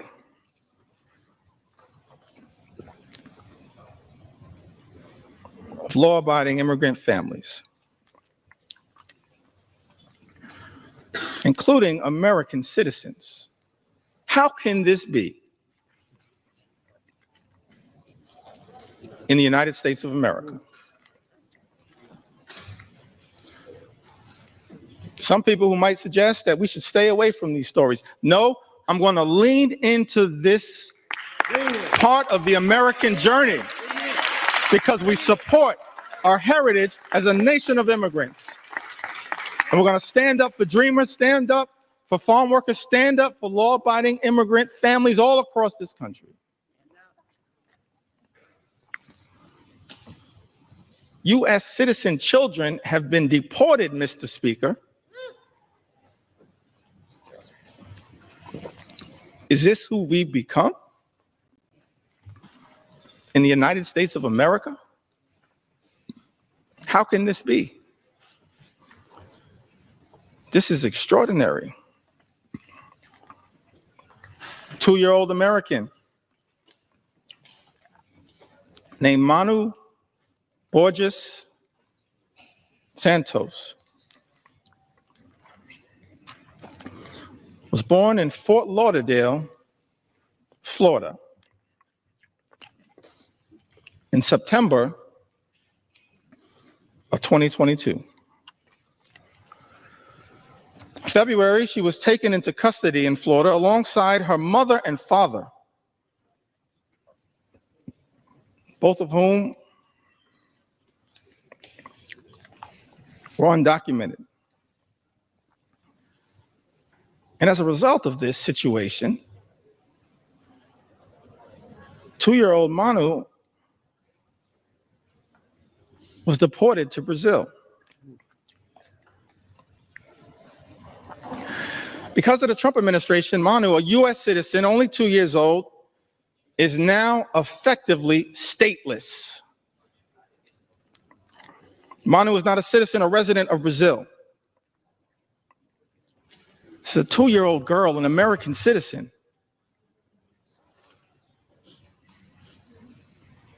Removed from her homeland, but can't get legal status in her parents' ancestral home.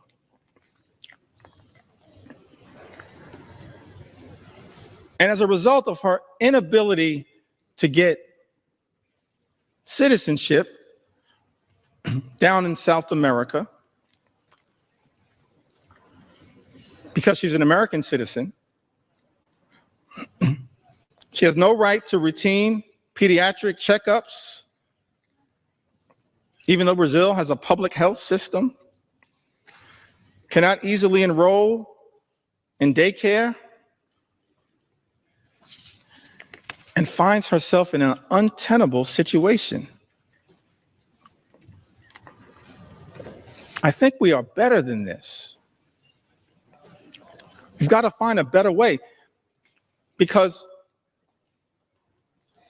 I thought this administration promised, Mr. Speaker, to target violent felons, not 2-year-old American citizens. That's unacceptable, as far as I can tell, in the United States of America. Target violent felons all you want. We support that. They should be deported.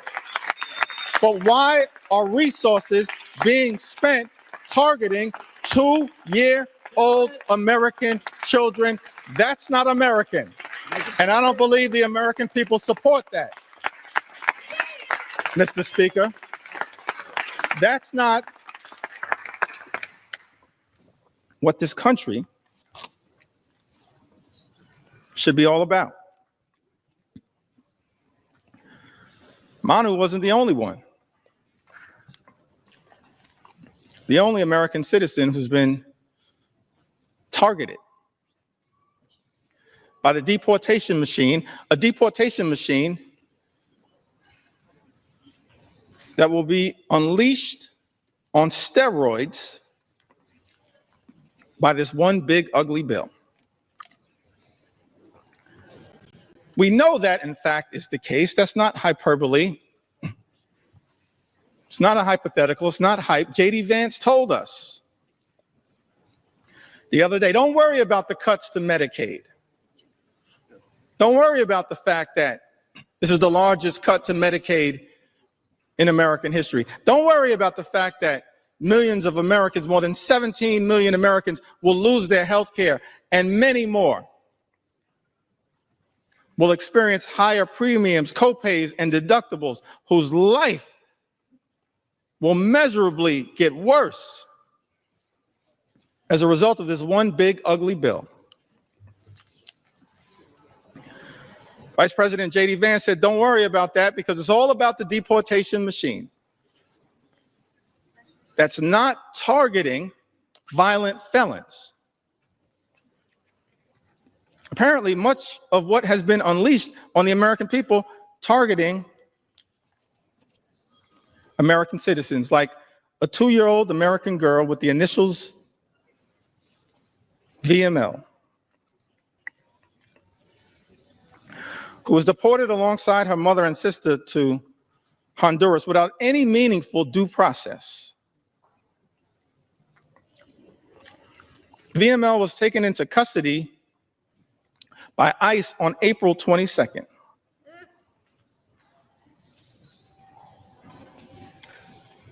April 22nd happens to be the birthday of my mom. I love you, Miss Lanita Jeffries. If you're watching right now, I love you. My younger brother and I, we thank you for what you did, for your sacrifice in raising us, to try to be the best citizens that we can be. VML was taken into custody by ICE on April 22nd while attending a routine check-in at a New Orleans immigration office with her mother. VML's undocumented mother had no criminal history. And had she been allowed due process, they could have contested the removal.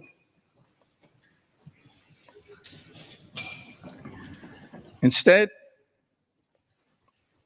this 2-year-old American citizen was never given a chance to exercise her rights by the Trump administration. That is not who we are.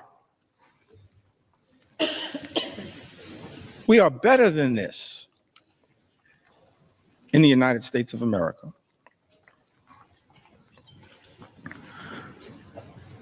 Carlos or Carrie Lopez Alvarado, a U.S. citizen, arrested while she was 9 months pregnant, masked men wearing Border Patrol uniforms, followed by a white truck into a building's private parking in the city of Hawthorne.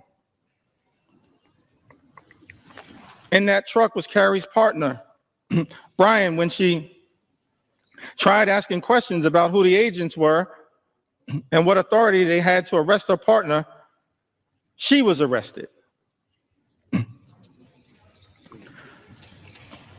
And Carrie, an American citizen, recounted that they started grabbing me from both sides, and I ducked down to sort of shield my stomach because I was afraid. An American citizen, afraid that they were going to hurt me.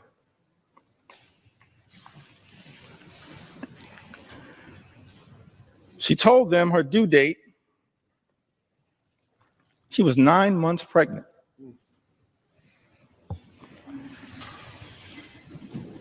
Apparently, these CBP officers responded, okay, your baby is going to be born here, but you're from Mexico, right?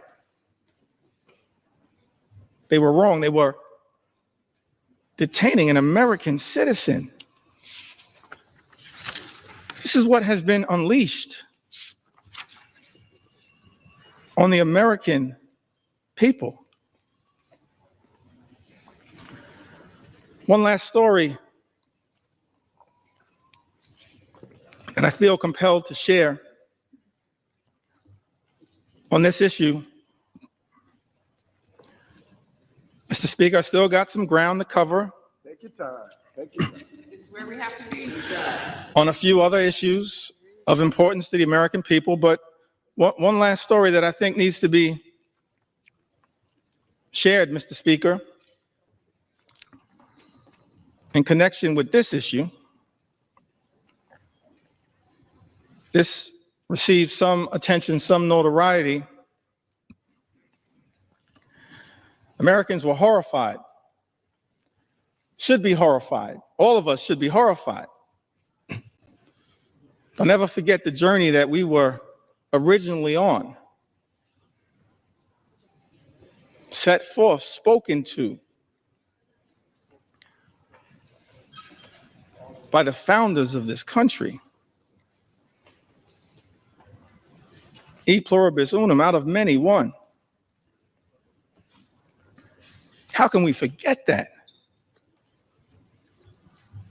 at this moment in time? One last story in this area that I feel compelled to share, Mr. Speaker. Story of Narciso Barranco, 48-year-old undocumented landscaper who has been in the United States since the 1990s and has no criminal record.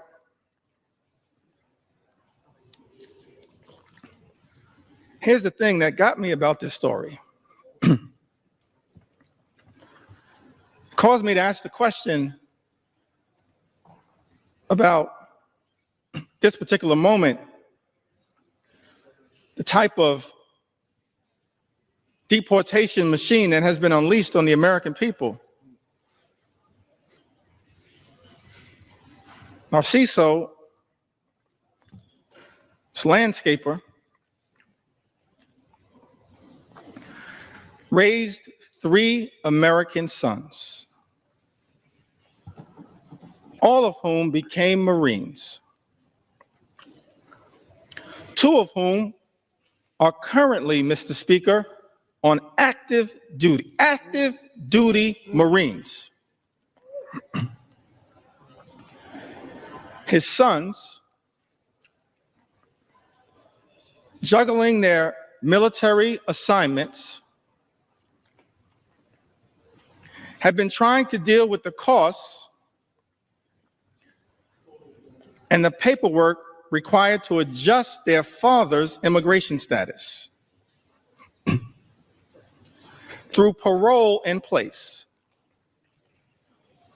a program which allows undocumented members of military families to apply for a green card. But these men in uniform, juggling their military assignments, had not gotten there yet. So after 3 decades, living, working, and raising a family of patriots in the United States, Narciso was violently arrested while he was mowing the grass at an IHOP restaurant. We don't have to speculate as to whether this was true or not. In a video captured of the incident, you see he was sprayed with pepper gas. He was detained on the ground. He was not resisting. And he was hit repeatedly in the head by masked federal agents while he was on the ground. Let me park right there parenthetically for a moment. Seems to me that every other law enforcement professional in the United States of America has to disclose their identity in a way that is identifiable. These masks need to come down. They need to come down. They need to come down. These agents should just be held to the same set of standards as every other law enforcement officer in the United States of America. And if you don't understand the righteousness of that position, just study the case of Narciso. His oldest son, a Marine veteran, said in an interview, what we weren't prepared for and didn't prep him for was these guys attacking him. We never expected anything like that. We expected these guys to act professionally.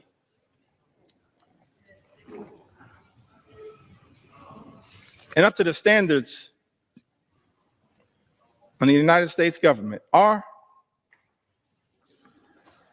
masked, armed federal agents who beat people on the ground really the standards the United States government should be standing by? Are these the types of actions, Mr. Speaker, that House Republicans endorse and support? This is not the way that anyone in the United States of America should be treated, particularly the father of 3 patriotic Marines. No one should be treated this way, but certainly not the father of 3 patriotic Marines in the United States of America. It's outrageous. It's out of control. And it's completely and totally unacceptable. Unacceptable. Unacceptable here in the United States of America. We are better than this. Better than this. Mr. Speaker, I've talked about the aspirational vision that we have for a country where everybody can afford to live the good life and work hard, play by the rules, experience the American dream, live the good life, good paying job, good housing, good health care, good education for their children, and a good retirement. That's not too much to ask in the United States of America, the wealthiest country in the history of the world, a great country, an exceptional country, as Abraham Lincoln once observed in a speech in the chamber of the House of Representatives. America, the last best hope of Earth. Spent a little time talking about the type of things, the type of America that we should be working hard in a bipartisan way to bring about, and spent some time critiquing this one big, ugly bill. And it's not like Republicans, Mr. Speaker, weren't given every opportunity to try to address the concerns that we have raised. I'm thankful for my colleagues in all of the committees of jurisdiction who worked hard, pulling all-nighters, offering amendments to try to improve this one big ugly bill. We've actually introduced throughout this process, Mr. Speaker,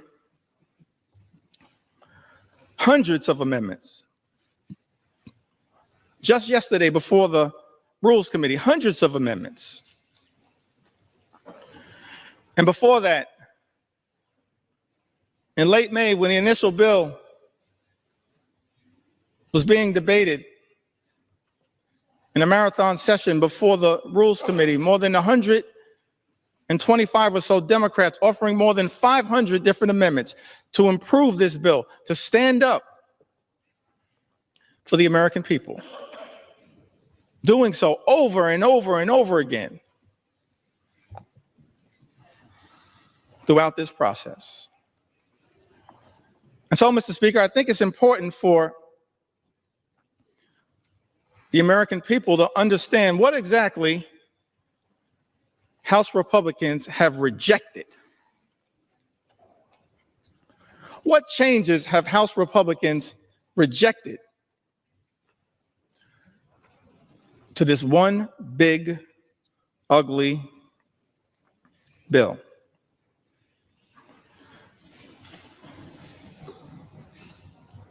We repeatedly tried to offer an amendment, both in rules and on the House floor on behalf of the American people, to strike every single provision that would cause the largest cuts to health care and food assistance in history, which will result in 17 million people or more losing health coverage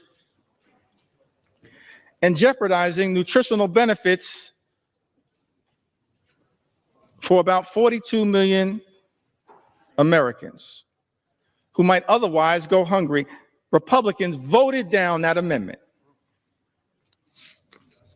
I believe it was Representative Amelia Sykes had an amendment to strike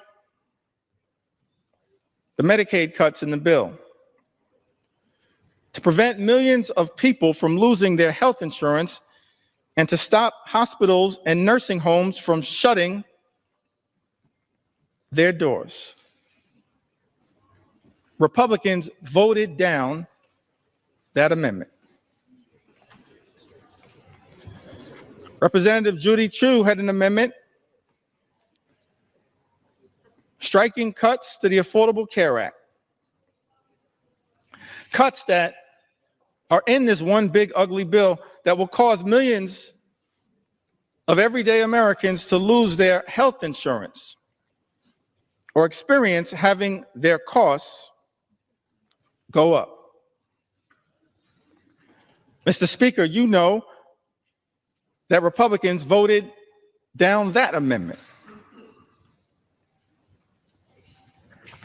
Representative Lauren Underwood from the great state of Illinois had an amendment, and I wish I could go through all of the amendments that have been introduced, but I'm going to highlight as many as I can. Representative Lauren Underwood had an amendment to ensure that people who get their insurance through the ACA, Obamacare, will not see their premiums increase. As I mentioned earlier, that as a result of this one big ugly bill, Mr. Speaker, premiums, copays, and deductibles are going to go up for millions of Americans. Many will lose coverage. And so this amendment was introduced to ensure that people who get their insurance through the ACA will not see their premiums increase this year, which is expected to cause 5 million people to lose coverage. Mr. Speaker, Republicans voted down that amendment.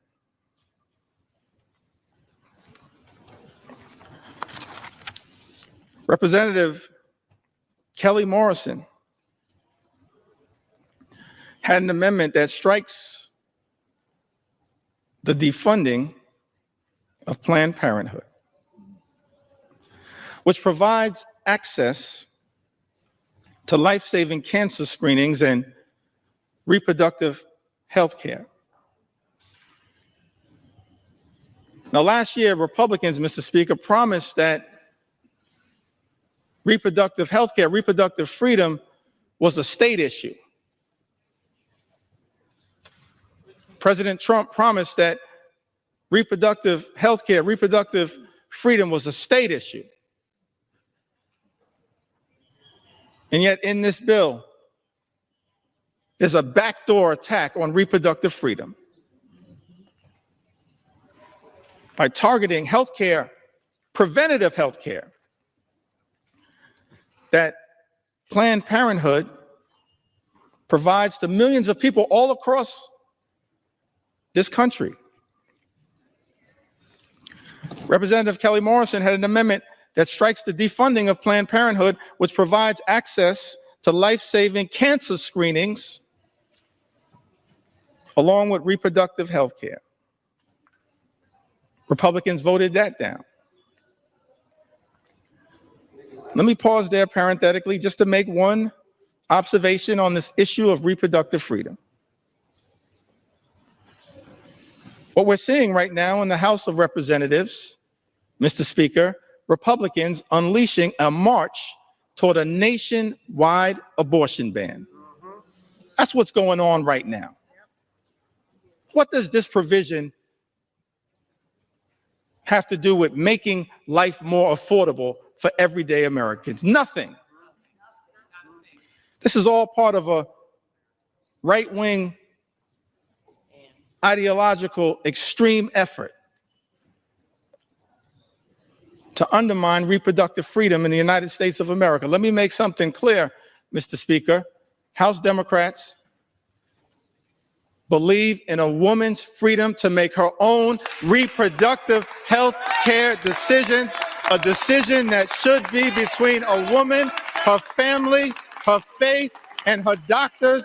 That's it, period, full stop. And we will continue to fight for reproductive freedom in the United States of America. And we will not rest, Mr. Speaker, until the Women's Health Protection Act becomes the law of the land here in the United States of America. Big difference between us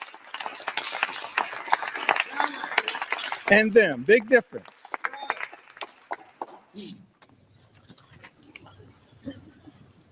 Mr. Speaker, Representative Johanna Hayes introduced an amendment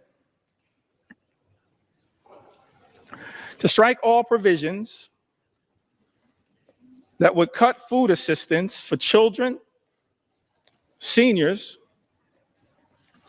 and veterans. Republicans voted that down. How cruel. How cruel. Representative Chantel Brown had an amendment to strike burdensome red tape requirements that threaten nutritional assistance for millions of Americans and their families. Republicans voted that down. I mentioned earlier, Mr. Speaker, this notion that Republicans are trying to spin to the American people that the attack on nutritional assistance, imposing these paperwork requirements, or as Frank Pallone would say, red tape requirements, that's all about waste, fraud, and abuse. I think common sense suggests to us it has nothing to do with waste, fraud, and abuse.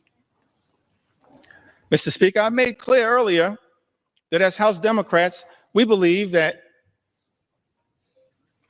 as custodians of taxpayer dollars, we need to make sure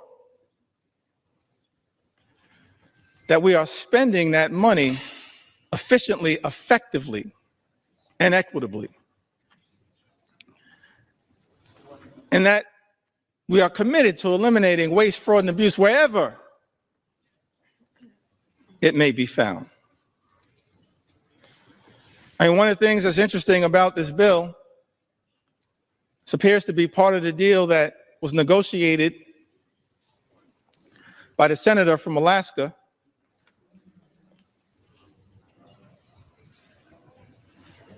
is that the states apparently that have the highest error rates with respect to supplemental nutritional assistance are shielded from the initial impact of the nutritional assistance cuts. Let's think about that for a moment. How can it be that Republicans, Mr. Speaker, are claiming that this bill has anything to do with waste, fraud, and abuse, and yet the states with the highest error rate, as Republicans during the Rules Committee acknowledged under questioning from Jim McGovern and Mary Gay Scanlon and Joe Neguse and Teresa Leger Fernandez, acknowledged that the states with the highest error rates actually shielded from the initial impact of the cuts to supplemental nutritional assistance. Angie Craig pointed this out. It exposes, in my view, the lie being told, Mr. Speaker, by some in this town that this effort, this one big, ugly bill, is somehow about combating waste, fraud, and abuse. One of the reasons why we know common sense dictates that this one big, ugly bill has nothing to do with meaningfully going after waste, fraud, and abuse is that, on average, SNAP beneficiaries receive $6 per day to try to help them not go hungry, to try to make sure that veterans and children and seniors don't go hungry. Mr. Speaker, I think it's important for the American people to process. That's what SNAP on average provides, $6 per day. At the same time, Elon Musk, his federal contracts, as we understand it, amount to $8 million per day. Mr. Speaker, if Republicans were really serious about targeting waste, fraud, and abuse in the United States of America, start there. $8 million per day. Start right there. Don't take it, don't rip it from the mouths of children, seniors, or veterans. If Republicans were really serious about targeting waste, fraud, and abuse, start right there with Elon Musk. And we'll join you. We'll welcome you into the warm embrace of the House Democratic Caucus to target waste, fraud, and abuse. Start right there. You can start right there, Mr. Speaker. Start right there. Ranking members Jim McGovern and Bobby Scott had an amendment, Mr. Speaker, to prohibit the bill from going into effect unless cuts to Medicaid and SNAP would not result in fewer families being eligible for free school meals.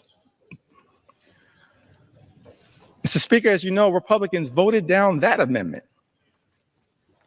We can't find a way to stand up for school meals, for school breakfast, for school lunch. That's just cruel. Very cruel. It is callous. It's a corrupt perversion of this process, targeting, as this one big ugly bill does, school children, hungry school children in the United States of America. Speaker, Representative Mike Thompson had an amendment that would have ensured Americans would not see their energy costs go up, and to protect the millions of good-paying jobs that this bill will eliminate, because this one big ugly bill puts a target on the backs of the clean energy economy, on clean energy jobs, which result in cheaper energy and lower costs for the American people. We were told by President Donald Trump when he was on the campaign trail, costs would go down on day one. He was going to focus, we were told, on lowering the high cost of living in the United States of America. That's not what this bill does. And we know it, because 21 House Republicans made that clear in a letter that I cited earlier that's now part of this public record. Representative Mike Thompson, supported by others, had an amendment. All of these amendments co-sponsored by members all across the gorgeous mosaic of the House Democratic Caucus. We're proud of the fact that we look like we represent, in the most intimate way possible, consistent with John Adams' original vision of the House of Representatives, that the House should be a portrait of the American people. That's what we represent. We're proud of that fact. The gorgeous mosaic of the American people. That's what we're all about, in the most intimate way possible. That's why we love the House. And what the House is supposed to represent the best of the House, not what we're seeing on the floor right now. Mr. Speaker, Republicans voted down the amendment introduced by Representative Mike Thompson that was designed to ensure that Americans would not see their energy costs go up. It was also designed to protect the good-paying American jobs that were part of both the Bipartisan Infrastructure and Jobs Act, the Infrastructure and Jobs Act, as well as the Inflation Reduction Act. And so this amendment was designed to lift up the principle of actually trying to create good-paying union jobs that actually allow people to provide a comfortable living in the United States of America. Amongst this all-out assault that we are witnessing in the United States is an all-out assault on organized labor, an assault on collective bargaining, an assault on the freedom to negotiate.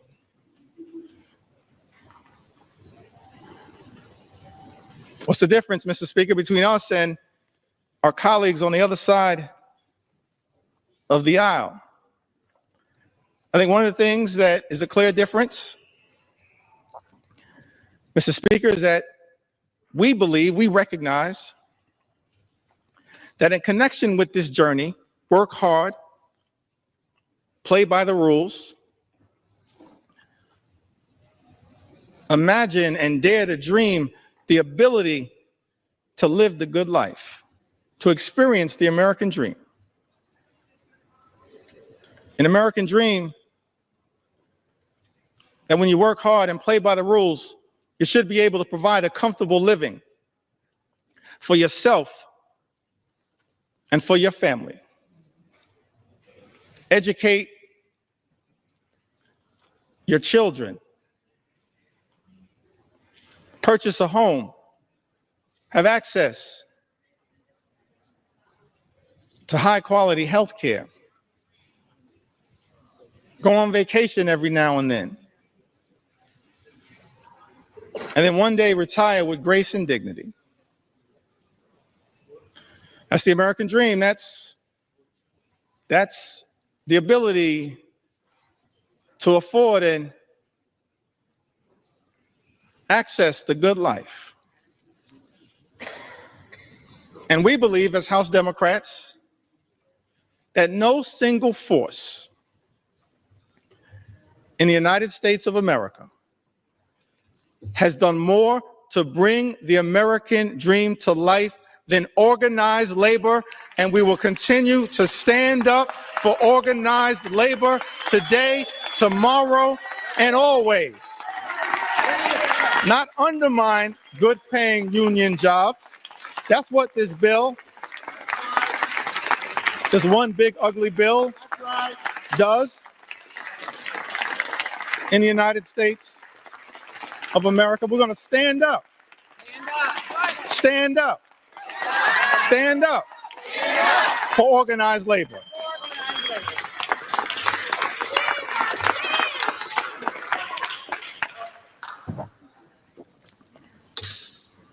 This is personal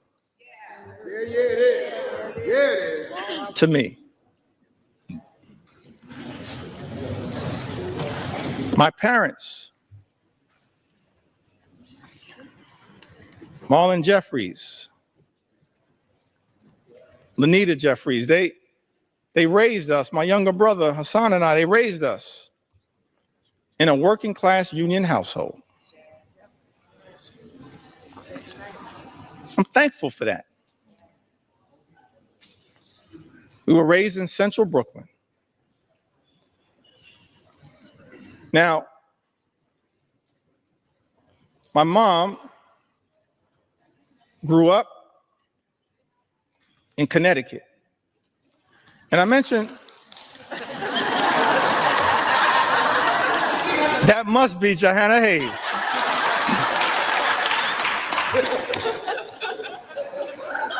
I don't see Rosa DeLauro on my sight line, but we're so thankful for all of the members of the Connecticut delegate. I'm an unofficial sixth member of the Connecticut delegation. My mom raised in Bristol, Connecticut. She went to Bristol High School. Thankful for my mom. And my dad, I mentioned earlier, he grew up in Newark.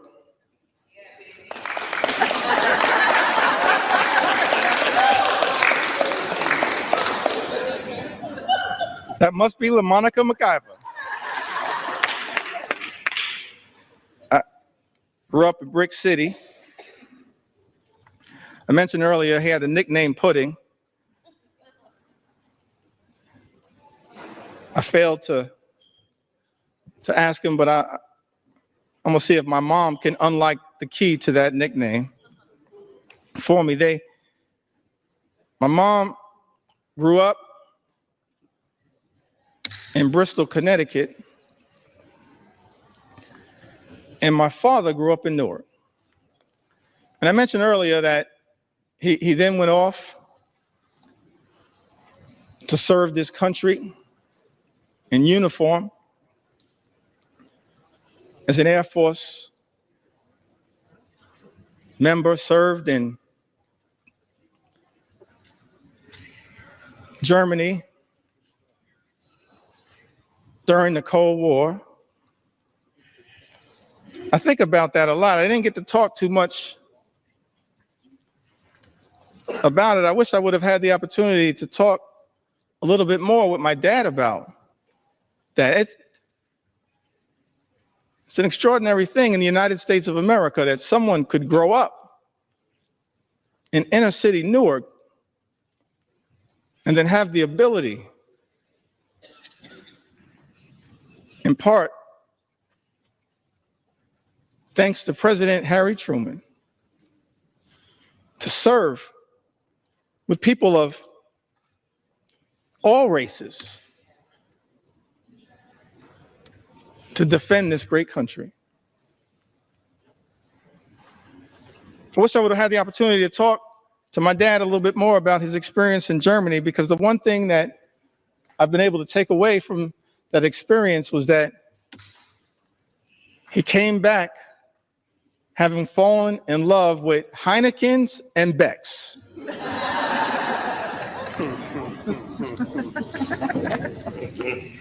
But he came back after serving this country, Mr. Speaker, in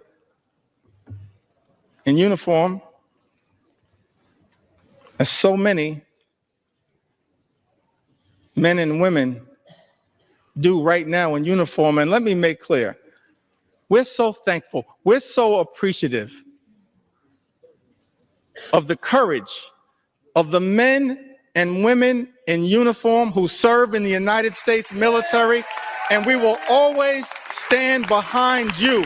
We thank you for your service, your patriotism, your courage, your heroism, and your sacrifice, lifting up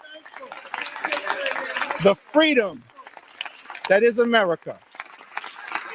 You are not suckers, you are heroes. You're not suckers, you're heroes.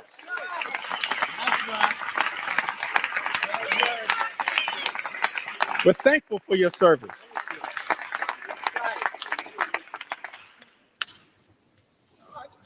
The men and women. No better hype person than Frederica Wilson.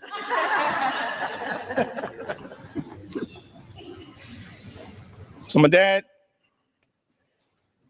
as I mentioned, grew up in Newark. My mom in Bristol, Connecticut. So they meet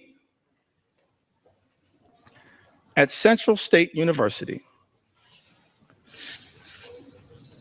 Proud to note, a historically black college and university that has given so much. Historically black colleges and universities to the United States of America, and we will always stand behind you. Always stand behind you. We will always stand behind you. I wouldn't be here right now without a historically black college and university. I'll never run away from that. Come on. I will never run away from that. And we're proud of the fact, we can check the record, proud of the fact that over the last few years prior to this administration, historic investment in Hispanic serving institutions, in historically black colleges and universities, in higher education.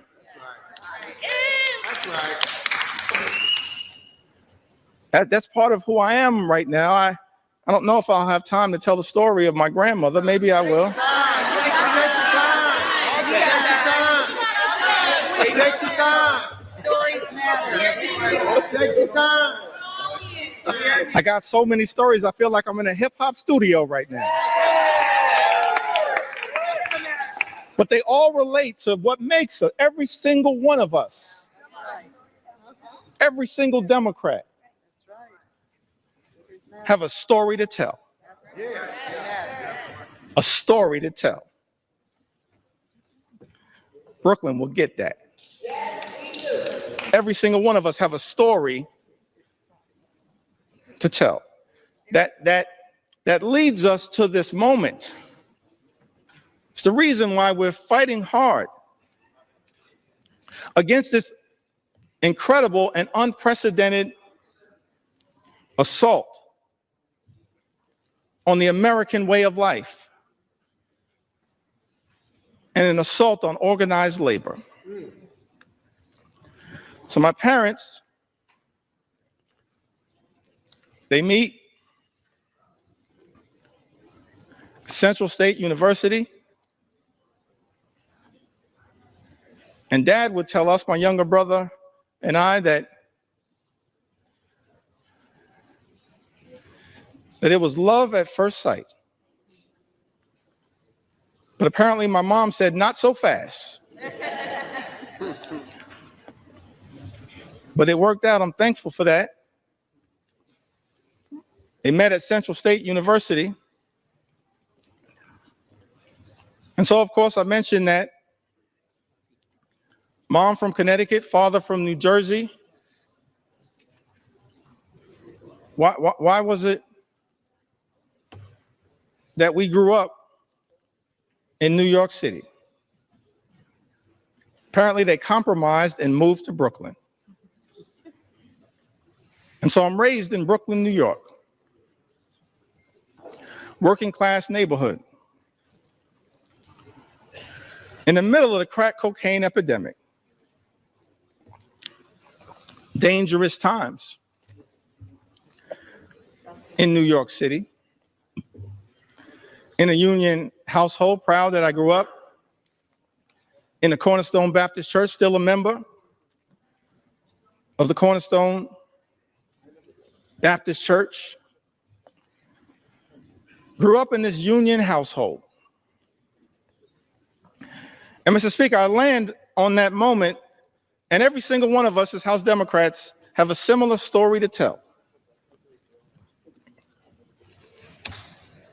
about why in our heart, in our soul, in our essence, in our experience, we're so horrified by the attacks on organized labor.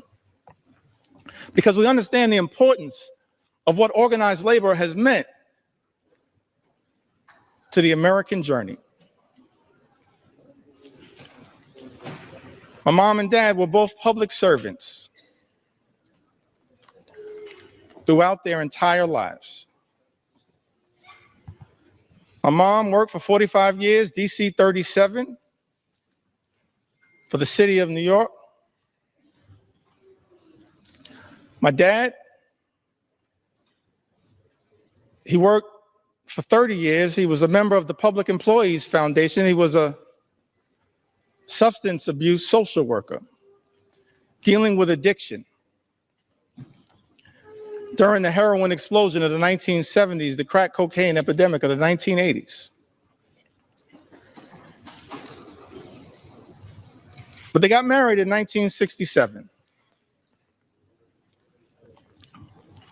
And they were newlyweds. And many people familiar with the history of the labor movement, particularly in New York City, know that in 1967, the Social Service Employees Union, which they both belonged to at the time, famously went on strike for better pay, better health care,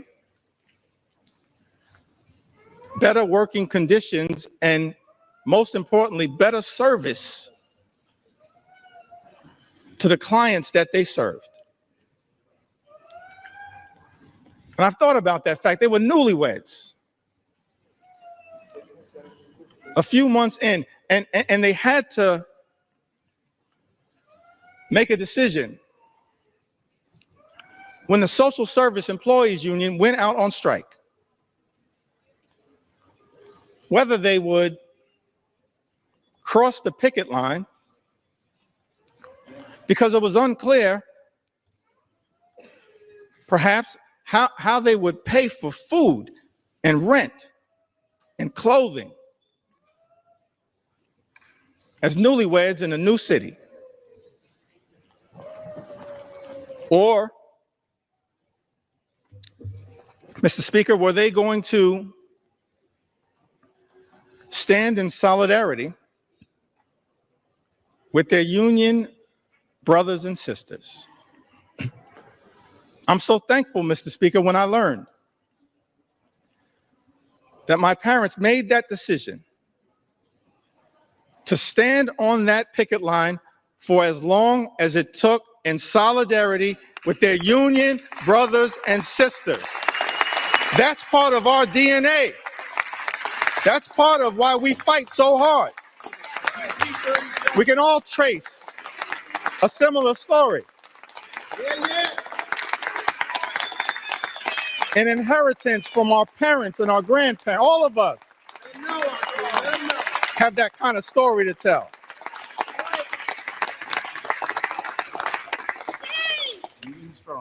Why am I so thankful that my parents made what I believe was a tough personal decision, but of course the right decision? It's because of what that union membership actually meant to my journey and my younger brother's journey. 1973, my younger brother was born with a serious heart condition. He's okay right now. He's doing well. Right now, he continues to say on social media that he's our mother's favorite son. Let me say from the House floor, no, you are not. I think she favors both of us. A younger brother, 1973, he's born with a serious heart condition.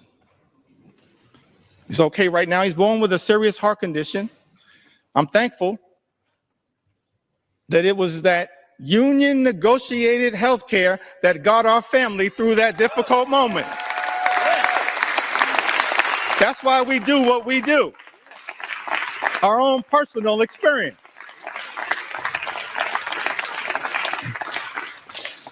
And then in the early 80s, my parents, modest living. Neither of them, even at the tail end of decades-long careers, ever made more than $50,000. modest living. But in the early 80s in Crown Heights, rough neighborhood, central Brooklyn, they bought their first and only home. They were able to buy that home, the home that my younger brother Hassan and I were raised in, because of that union negotiated salary, and pay off the mortgage down to zero because of that union negotiated salary. This is personal to us, our own journey. And lastly, as it relates to this part of my journey, why we all fight for what we fight for, why we stood behind Mike Thompson's amendment to protect good-paying union jobs. I went to college. I went to Binghamton University.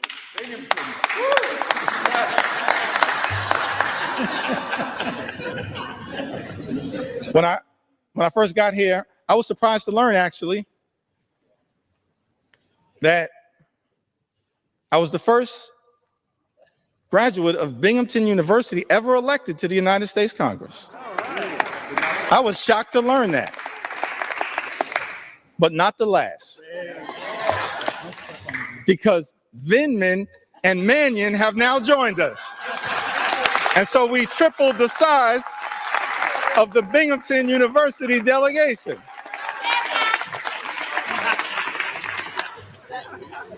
It's part of the reason why we stand up for higher education and public education. That's our own experience. So I graduated from Binghamton University.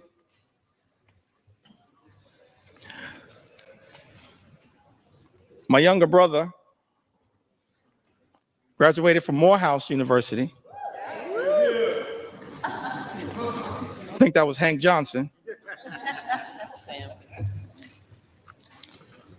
Sanford Bishop.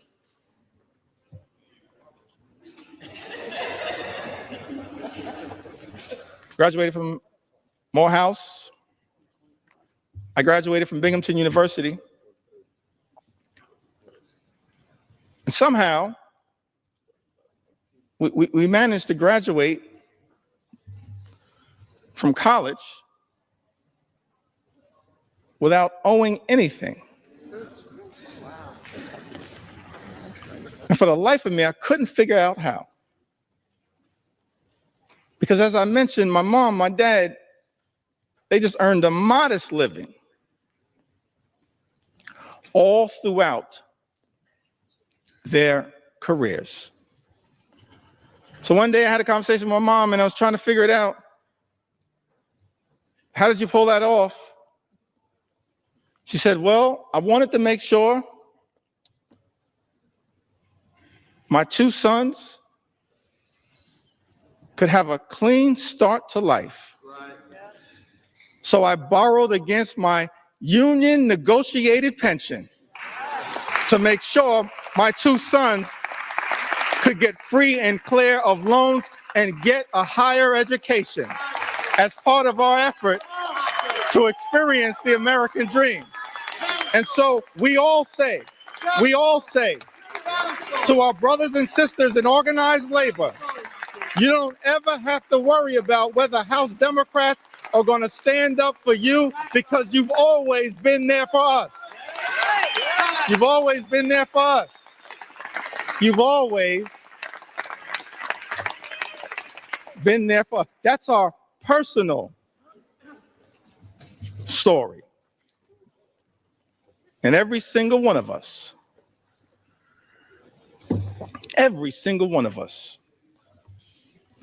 we do this work because we've lived a life of opportunity that this great country has provided to us. And we're deeply troubled, saddened, disgusted that this great institution, this House of Representatives, Mr. Speaker, Republicans are trying to jam this one big ugly bill down the throats of the American people. A bill that hurts everyday Americans in order to reward billionaires with massive tax breaks. Shame on this institution if that bill ever passes. And so we say to the American people, we've been working hard to try to get this bill into a better situation, introducing amendment after amendment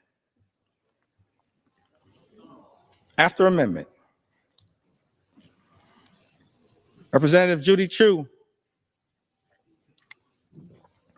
the Chair Emeritus of KPAC, one of our extraordinary leaders, my good friend Grace Meng, she now chairs KPAC, but Representative Judy Chu, she had an amendment that no one earning more than $10 million per year receives a tax cut to prevent this reverse Robin Hood and the ballooning of the debt by $4 trillion. Mr. Speaker, you know, Republicans voted down that amendment. We support, as Democrats, providing tax relief to everyday Americans.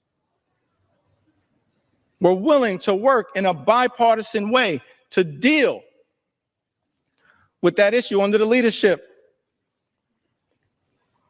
of Richie Neal.